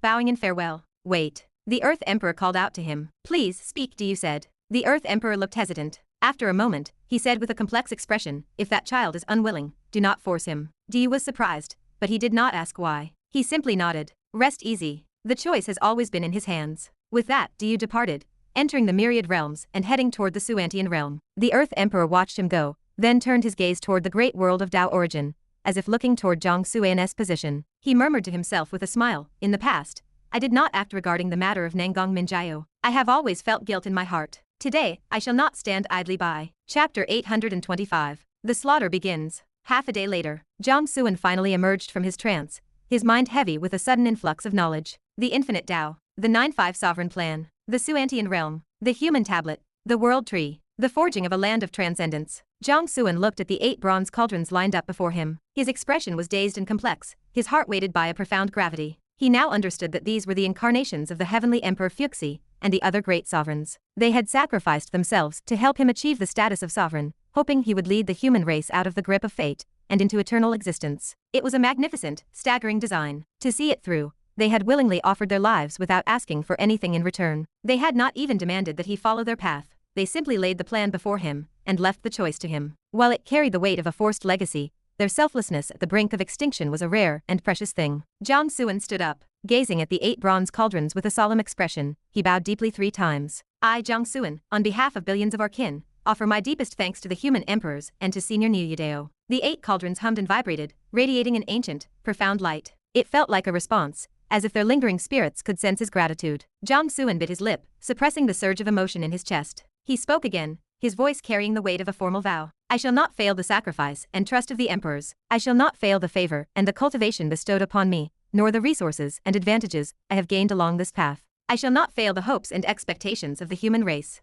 I will do everything in my power to fulfill this grand ambition. I will shoulder the 9 cauldrons and carry our people beyond the reach of fate. I will achieve transcendence. The concept of racial duty was broad and difficult to define, and he did not claim to fully grasp its depths. He only knew that on his journey, countless predecessors had nurtured and protected him. From the teacher at the beginning, to the ancestors within the human tablet, to the Earth Emperor, the Chaos Saint, the tribes of the God-awakened land, and now these sovereigns they had given everything, even their lives, asking for nothing but the revival and independence of humanity. As the beneficiary of their legacy, he had no right to refuse the banner they had raised. The 8 bronze cauldrons erupted in blinding light. They took flight, shrinking until they settled into the palm of Jiang Xuan's hand. Vast waves of immortal energy poured from the vessels directly into his body. Jiang Xuan's aura exploded upward. During this long yet brief half-day, his cultivation had already synchronized with Nangong Minjiao, bringing him into the Saint's sovereign realm. Simultaneously, he had refined nearly 60% of the immortal matter from the heavens within his body. With the help of the World Tree, all 3,000 pillars of the Great Tao had also been processed. He was now a genuine Saint Sovereign, a kingly presence who could be considered invincible within his rank. Yet, under the influx of energy from the 8 cauldrons, his power continued to skyrocket. Furthermore, the laws of life and death now churned around him. Having reached the Saint Sovereign realm, the foundations of his past lives continued to return. He had reclaimed the way of life and death mastered in his 7th incarnation. This brought his tally to 9 supreme paths: reincarnation, yin-yang, the grand beginning, karma, truth and falsehood, space, destruction, life and death, and the infinite. Of the 12 supreme daos, Jiang Xuan lacked only 3: creation, time, and the imperial path. He already held the key to the Tao of creation, through the heavenly scar technique he learned, while living as Niu Yudao in a dream. Mastery was only a matter of time. As for the imperial path, Ying had personally shared his insights with him in the God-awakened land. Once he rebuilt the celestial court, mastering that path would be a natural progression. Only the Tao of time remained a mystery. Despite his staggering background across multiple lives, he had never truly touched it. Time stood above all, and its Tao followed suit. In truth, the genuine Tao of time was not something a living being could master, at least not while under the scrutiny of fate. Without achieving transcendence, one could not reach the true essence of time. Even the great Emperor Shenzhou, who claimed to rule the Tao of time, had only scratched the surface. Had he truly mastered it, he would not fear the coming catastrophe of the reincarnation cycle. If one could truly move through the river of time, any point in history could serve as a sanctuary. Ultimately, fate held time in a tight grip, preventing any being from using it to evade the final judgment. From a cosmic perspective, the energy of the universe was a fixed sum. Those who tried to hide through time were seen as parasites hoarding energy and hindering the natural evolution of the cosmos. Soon, Jiang Xuan felt his growing power and whispered to himself. He could sense that the immortal realm, the status of a great emperor, was nearly within his grasp. The supreme height that once seemed unreachable was now a step away. The journey felt like a dream, almost surreal in its speed. Suddenly, a sharp, piercing sword chi shot up from the southeast of the Tao ruins, splitting the black and white sky in two. Jiang Haoshan stepped out, standing tall against the firmament. His cold eyes swept over the vast world. Across the domain, powerful experts were shaken. Specifically, the supreme beings like the Mountain Sea Sovereign, who were currently confronting the backing king outside the ruins, felt their expressions darken. They wondered where yet another human powerhouse had come from. Judging by that sharp sword intent, this was another kingly figure, who could look down upon the world. More importantly, he was young. Incredibly young. Had the human race already produced a king in this era? It seemed impossible. Jiang Haoshan ignored the shock of his peers,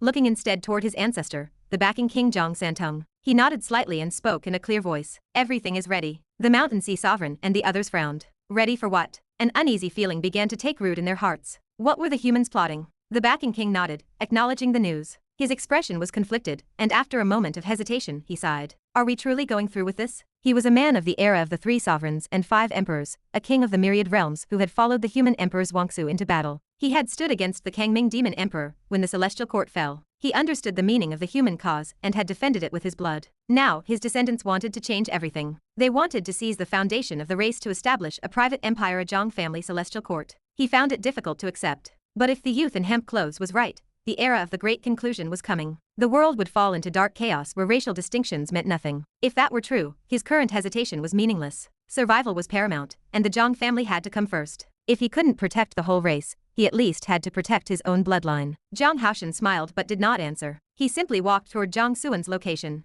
The backing king shook his head with a self-deprecating smile. The longer one lived, the more masks one wore, and the easier it became to be a hypocrite. If he truly did not want this, he would have refused the moment the plan was proposed. His question was merely a way to soothe his own guilty conscience. He let out a long breath. His sentimentality vanished, replaced by a cold resolve. He looked toward the Mountain Sea Sovereign and the other gathered powerhouses as the laws of life and death surged around him. Now, the real work begins. Chapter 826. My son has grown up. Kill them all. With a sharp wave of his hand, the Backing King issued the command to the experts of the Jiang family. He led the charge himself. The great Tao of life and death manifested around him, and ancient runes flew from his palms, transforming into one towering figure after another. Their auras were terrifying, each one standing at the absolute peak of the Saint Sovereign realm. 9 such ancient figures appeared, 9 peak Saint Sovereigns. Combined with the power of the Backing King himself, the battlefield shifted instantly. Is that the Duelist of Wrath? The Master of the Starry River? The Flame King? The Mountain Sea Sovereign, the Underworld Emperor, and the other gathered powerhouses stared at these apparitions in total shock.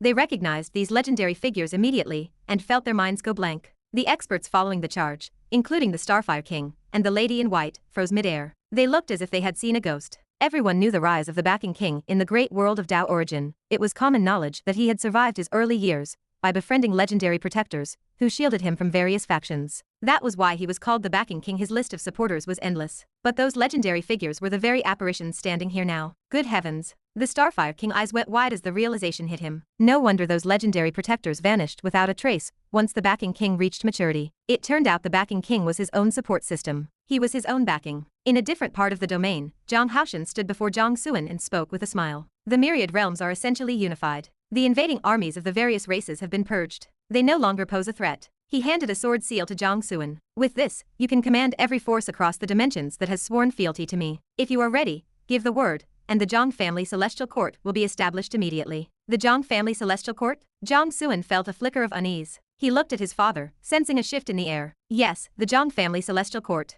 Jiang Haoshan nodded calmly. The era of the great conclusion is coming. As members of the Jiang bloodline, we must find a way out for our family. This court is that path. He looked at his son and smiled. If you had not suggested it yourself, the Go-Duist ancestor intended for me to take the throne. But you are my son. Whether you sit in that seat or I do, it makes no difference. He placed the sword seal in Jiang Suan's hand and patted his shoulder. His expression softened with a hint of regret. The circumstances of these past years were unique. Your mother and I were unable to be by your side as you grew up. That is our failure as parents. I hope you can understand and forgive us. Jiang Suan remained silent, nodding slowly. He glanced down at the 8 bronze cauldrons in his other hand. The slight hesitation in his eyes vanished, replaced by a firm resolve. He pressed the sword seal back into his father's hand and gripped the cauldrons tight. Father, the court I intend to build is the celestial court of the human race. Jiang Haoshan froze. His expression hardened with confusion and a flicker of anger, which he quickly suppressed. He spoke in a low, persuasive tone. Son, there are many things you do not yet understand. I do understand. Jiang Suan interrupted his father. His voice was calm, but his stance was unyielding. Father, I am a member of the Jiang family. But before that, I am a human being. The Jiang family is my home, but the human race is also my home. If the greater home ceases to exist,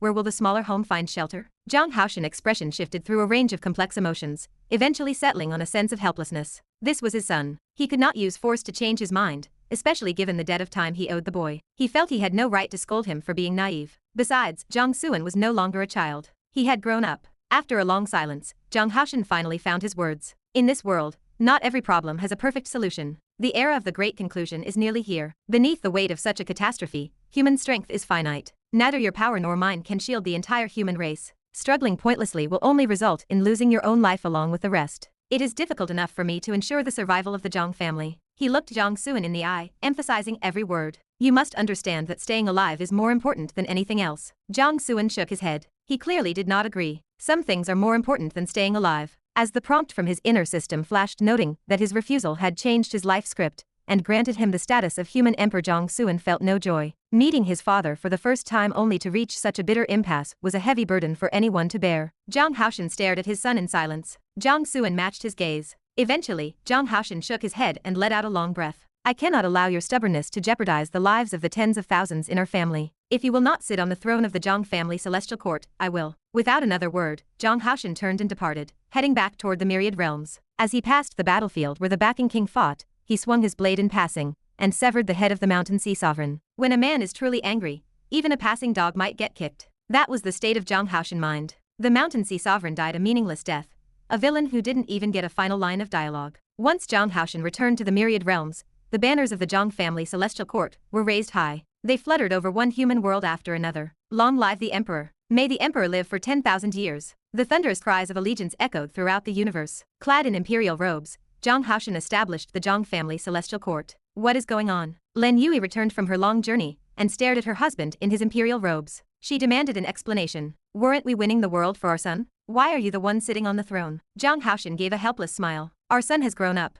Before he could explain further, the human emperor Diyu arrived, carrying a fragment of the Suantian realm. He looked at Jiang Haoshan, studying him for a moment before nodding. Not bad. To have such a hero among the younger generation of humans is a blessing. Jiang Haoshan stepped forward to meet the human emperor gaze. His eyes flickered with thought. I did what I had to do. I hope the human emperor can forgive my presumption. How one chooses to live is an individual right, Diyu replied with a smile. There is no right or wrong in it. I have no reason to blame you. In fact, since your son has been swept up in our uncertain path, I should be the one apologizing to you. Jiang Haoshan shook his head and sighed. He is an adult now with his own ideas. I have no reason to stop him. I can only hope that you truly succeed. We will, Diyu said, his voice ringing with certainty. Jiang Haoshan frowned. Success? It sounded like self-delusion. The Go-Doist ancestor had been clear. The era of the great conclusion was an inevitable future that no one could change. Our path requires the Suantian realm as its foundation, Diyu said. I must ask you and your people to move. 3 days, Jiang Haoshan agreed. Thank you. Chapter 827. The Divine Phoenix Empress is born. 3 days passed in the blink of an eye. Everyone who had sworn loyalty to the Jiang family celestial court, whether they were powerful factions or individuals, had migrated from the Suantian realm to settle in the Dao Saint realm. Similarly,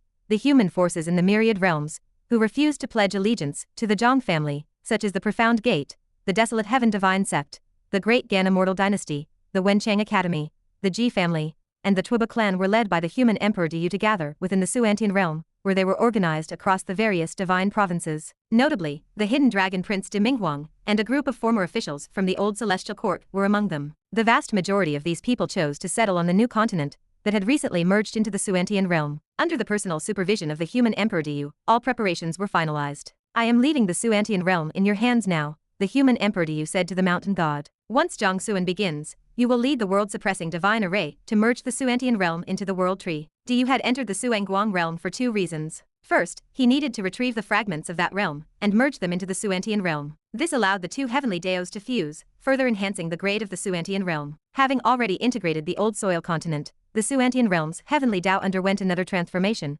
allowing it to successfully detach from the rules of the myriad realms and exist independently. Second, he sought to awaken the mountain god, a deity he had personally consecrated. The mountain-moving technique he had taught the god would allow for the relocation of the entire Suantian realm. The only regret was that the mountain god's life-bound artifact, the mountain-shaking cauldron, was lost. Otherwise, with that cauldron as the core of the array, Diyu could have simply lifted the Suantian realm with one hand and brought it directly to Jiang Suan, sparing the mountain god the grueling effort of guiding it. It shall be done, the mountain god replied respectfully. Diyu nodded. Without further words or sentimentality, he transformed into a bronze cauldron and tore through the sky. In the Dao ruins, standing before Jiang Suan, boom, the 9th bronze cauldron arrived, carrying a surging sea of destiny. This time, the volume of the golden clouds far surpassed any of the previous 8. In many ways, this was the ultimate proof of the human emperor Diyu's lifelong achievements. However, Diyu's sea of destiny did not fully merge with Jiang Suan's. Instead, about half of it poured into the human tablet. The human tablet erupted with light. A vast, ancient aura rolled outward, possessing such a towering majesty that it seemed the very heavens and earth bowed before it. At this moment,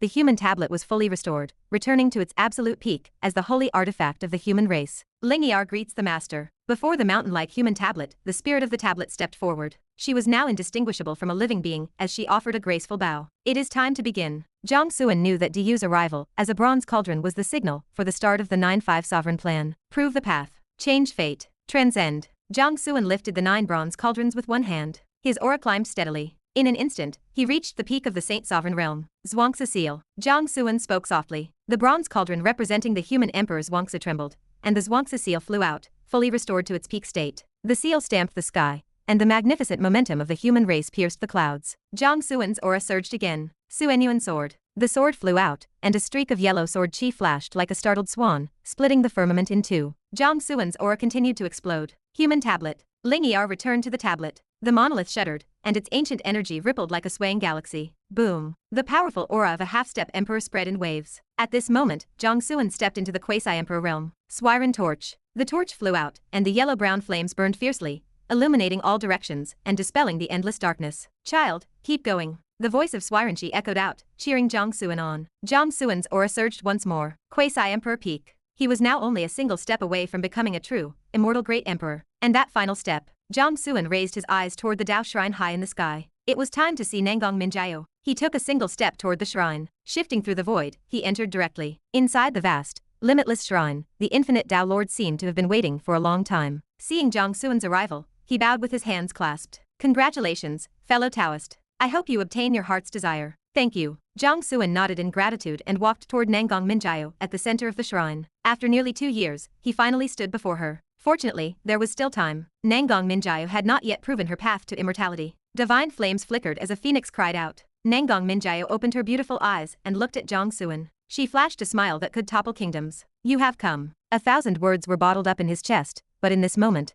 he seemed to lose the ability to speak. He didn't know how to begin. He simply nodded. I have come. Nangong Minjiao smiled. She didn't offer a long explanation either. She simply summoned the Shining Cauldron and handed it to Jiang Suan. Go. Do not fail them. Do not worry about me. Jiang Suan was stunned. You know, Nangong Minjiao nodded. They obtained my consent first. She looked into his eyes and blinked her bright, large eyes, her smile like a blooming flower. I knew you would agree. Jiang Suan's expression changed, and his reaching hand froze in midair. Without the Shining Cauldron, I will immediately step into immortality, Nangong Minjiao finished, confirming his worst fears. Then the memory take over. Jiang Suan's expression turned frantic. The smile on Nangong Minjiao's face grew even more brilliant. Without giving an answer, she pressed the Shining Cauldron into Jiang Suan's body, severing her connection to it. Instantly, brilliant divine flames filled the entire Dao shrine. Boom! The shrine exploded, and a terrifying wave of fire spread in all directions. Even the infinite Dao Lord could not withstand it, and was sent flying back. A haughty phoenix cry resounded through the entire great world of Dao origin. A domain of abyss fire blanketed the heavens. Within the layers of the sea of fire, a figure dressed in phoenix robes and a crown stood tall, looking down upon the world. The divine phoenix empress has returned. Her smile was gone. Her eyes were filled with nothing but indifference and majesty. She looked at Jiang Suan calmly, without a word, as if she were looking at a complete stranger. In that moment, Jiang Suan felt an ultimate pain, as if he could no longer breathe. The divine phoenix empress departed, carrying the domain of abyss fire. She incinerated the endless sky and multiple dimensions, heading straight into the river of fate. Deep within the chaotic battlefield above multiple dimensions, the divine phoenix empress emerged. The swarming ancient figures stirred with excitement, cheering and jumping. The phoenix had lost the bet, and the descent was complete. It was time for them to feast. In this great world, the living beings were countless. It was enough for them to have a grand banquet, devouring enough destinies to sustain themselves for another cycle of reincarnation. But at that moment, the divine phoenix empress struck. Chapter 828. The finale part. With the fall of a single finger, the abyss fire domain crushed downward. Explosions rocked the void as divine flames reached toward the heavens, incinerating countless ancient figures. Phoenix, what is the meaning of this? The ancient entities cried out as they fled in all directions, their voices thick with indignation. The divine phoenix empress allowed a cold sneer to curl her lips. She spoke a single, chilling phrase. I changed my mind. Once transformed into the phoenix, she would burn the 8 desolations to ash. Meanwhile, Jiang Suan watched the empress depart. His heart twisted as if carved by a blade. In the end, he had still failed to change the outcome. He was helpless, utterly helpless. He shook his head and gave a bitter smile, summoning the Shining Cauldron. The current situation did not allow him to be governed by his emotions. He had a vital task to perform. The Shining Cauldron vibrated, activating the divine refining technique. It began to smelt the vast amount of immortal energy within Jiang Suan, as if it were refining a supreme pill. At the same time, the many supreme daos manifested around him, circulating in a continuous loop. Jiang Suan's aura continued to climb higher. 10 days later, you have proven the path to immortality. The golden finger has fulfilled its mission, and is officially unbinding. The notification from his system startled Jiang Suan out of his meditation. He opened his eyes, and a deep, immortal pressure annihilated the surrounding void. So this is immortality? He murmured. He let out a long breath. It was simpler than he had imagined.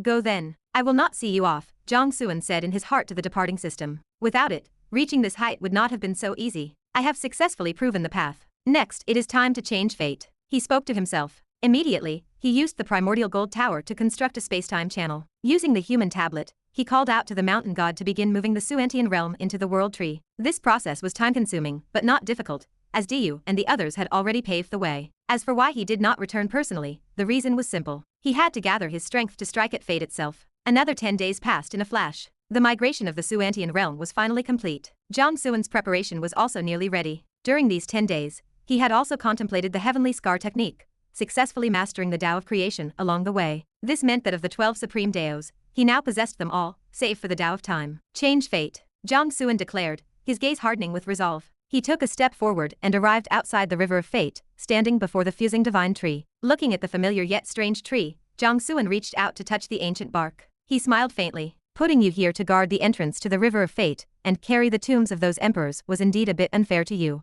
The fusing tree shuddered as if responding, expressing its willingness to fight alongside him. Stay here, Jiang Suan said, declining its request. Keep your roots deep. If I fail, you can serve as a coordinate so those lost outside can find their way home. Just then, at the very peak of the fusing divine tree, an indifferent and cold eye suddenly manifested. Jiang Suan had seen eyes like this many times before. It was the eye of heavenly Tao. However, compared to the ones he had seen previously, this one was different. It was filled with the majesty of order, possessing almost no human emotion whatsoever. Its identity was obvious. The orderly heavenly Tao. It was I who harmed you, Jiang Suan said to the eye with a hint of apology. You did indeed advance and master the power of order, but you became this thing neither human nor ghost, with your independent consciousness restricted and stripped away. The eye of the orderly heavenly Tao blinked once, and faded into the background. Jiang Suan smiled and whispered to himself, so you still have a card hidden. Well played. This reminded him of Zhang Ping and the others. He wondered if the one born from the spiritual wisdom of fate had successfully reincarnated. If so, given enough time, there might be a chance to follow the example of this orderly heavenly Tao. Jiang Suan then entered the river of fate. Currently, the river was covered by the abyss fire domain. Those entities attempting to descend were hiding in the corners and edges like rats in a sewer.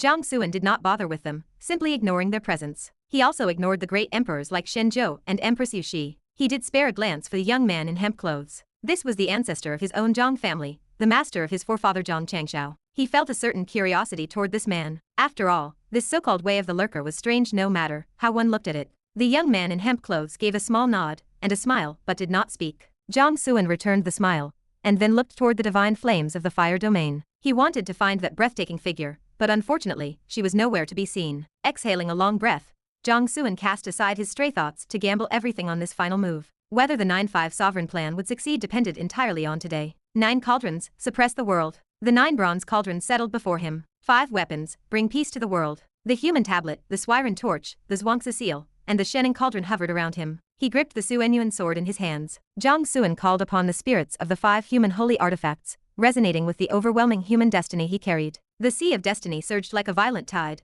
blessing the Suenyuan sword with the collective will of humanity. In an instant, a projection of a vast continent appeared within the golden clouds. Countless human figures stood like divine soldiers within the sea of clouds, shouting with passion and a thirst for battle. Suddenly, the clouds parted. An ancient altar appeared. A burly figure with a face identical to Jiang Suan's rose slowly from an ancient throne, leaning on a massive broadsword. Jiang Suan raised the Suenyuan sword with both hands. The burly projection pulled the great sword upward in tandem. Jiang Suan's eyes grew sharp with a brilliance that was hard to look upon. The burly projection looked out across the vastness with a domineering air. Jiang Suan's lips moved as he chanted. The eyes of the projection shot out divine light that pierced the heavens. His voice rang out like a great bell, booming through the world. I carry the will of the human race. I raise my sword at the river of fate to sever its flow and change our destiny. I carry the thoughts of the human race. My blade points toward fate, demanding the release of the human soul. I carry the desire of the human race. My sword opens the gate to transcendence. May every member of my race become an ancestor. May every soul rise like a dragon. Jiang Suan's gaze lifted slightly as his will crystallized into a blade.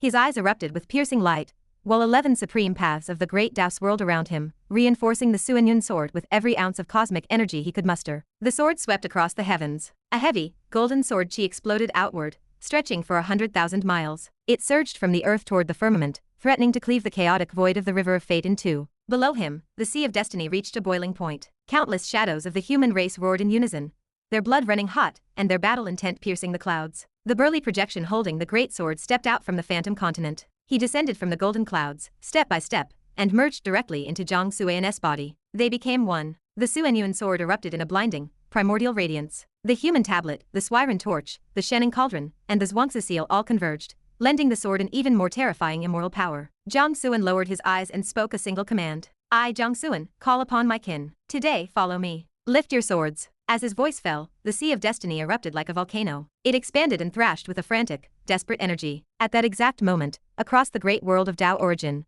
the myriad realms, and the Suentian realm within the world tree, the luck of the human race manifested wherever a human soul drew breath. A hazy vision shimmered into existence before every person. Jiang Suan's voice echoed in their ears and resonated deep within their spirits. They saw him holding his sword high. They saw a man willing to shoulder the weight of the entire human race, drawing his blade to cut down every enemy, sever every chain of fate, and carve out a bright future. Lift our swords? The first reaction for many was confusion. How could they help? But then, the destiny of the race provided a silent, divine guidance. They understood. One by one, they raised their right hands and clenched their fists tight. They stared at the shimmering vision, watching Jiang Suan with eyes full of hunger and hope. Their blood burned. It felt as though Jiang Suan was the physical manifestation of their collective will, drawing the unstoppable blade of human resolve on their behalf. Lift the sword. Every human, no matter where they stood, let out a thunderous roar. Even Zhang Haoshan and those within the Jiang family celestial court joined the cry. In this instant, the human race became a single, indivisible entity. The sword rose. It struck the river of fate. It struck at destiny itself, all for the sake of transcendence. Strike! Jiang Suan gripped the Suanyun sword with both hands and let out a long, furious howl. He delivered the ultimate blow. The sword of the people. The sword of humanity. 300 years later, the transition of the reincarnation cycles began. Catastrophe descended upon the great world of Tao origin as the 5002nd cycle came to its end. The era of the great conclusion had arrived after all. In the 5003rd cycle, everything drifted toward chaos. Intact worlds and complete civilizations ceased to exist. Turmoil and disorder reigned in a seemingly endless apocalypse with no future in sight. 99% of all factions were wiped out. 99% of all races went extinct. Even the immortal emperors were almost entirely extinguished. 1 million years later, the Jiang family celestial court rose from the ashes of this doomsday, utilizing its terrifying foundations to become the first superpower of the new era. By this time, it had officially changed its name to the Haoshan Empire. The future Buddha arrived with the Saha world, gathering the survivors of the universe to establish a sanctuary of peace. The Saha Buddhist kingdom grew in strength, and by the 2 million year mark, it became the second superpower, standing as an equal to the Haoshan Empire. 10 million years later, a third superpower was born. It was called the Profound Gate. At the very end of the long river of time, in a place where even immortal emperors could not set foot, stood a lush, flourishing tree. Its roots were like coiled dragons, dug deep into the river of time. Remarkably, entangled within those complex roots was an entire world. Inside that world, the land was divided into 9 continents. At the center of each continent stood a towering, ancient bronze cauldron, suppressing the land like a divine mountain. This place was known as Kyushu. At the foot of a certain mountain in Kyushu sat a modest, ancient Taoist temple. It had no fame and very few visitors. Only an old temple master and a young disciple lived there. Curiously, despite being a Taoist temple, the deity they worshipped was Shening, the one who tasted the 100 herbs. Master, isn't this a Taoist temple? Why do we worship Shening? The disciple asked after finishing the incense offerings. It was a question that had bothered him for a long time. The old master smiled and patted the boy's head without explaining. He walked out of the temple and sat under an old locust tree. The disciple followed and dutifully poured a cup of tea. The old master took a sip and smiled gently. Shening, he was a good man. The disciple twitched his lip and couldn't help but mutter, Master, you should spend less time on social media. A sharp flick to the forehead followed. The old master laughed and scolded him. Do you think Shening isn't worthy of your 2 sticks of incense? In a place beyond the reach of time, on the other side of the era barrier, lay a region where even fate could not watch. This was the sanctuary for the stowaways who had fled from countless cycles. Ancient figures filled this realm. As one group died, a new one arrived to take their place. Here, a pyramid existed. It was a structure built from the bodies of countless figures. At the very peak of the pyramid sat a throne, representing absolute power and authority. On that eternal throne sat the divine Phoenix Empress, dressed in her bridal crown and robes, her eyes closed as she napped. Beside her stood a man. He reached out and gave the Empress a playful swat, followed by a quick squeeze. He grinned with a mischievous smirk. My wife's skin is as soft as ever. The divine Phoenix Empress remained still, her eyes closed as if she hadn't noticed a thing. However, a beautiful shade of pink began to creep up her pale, elegant neck. The end. That's a wrap on Destiny Villain. Thanks for sticking with me through every chapter. If you enjoyed this series, you are going to love what's coming up next on the channel. I'll see you over there.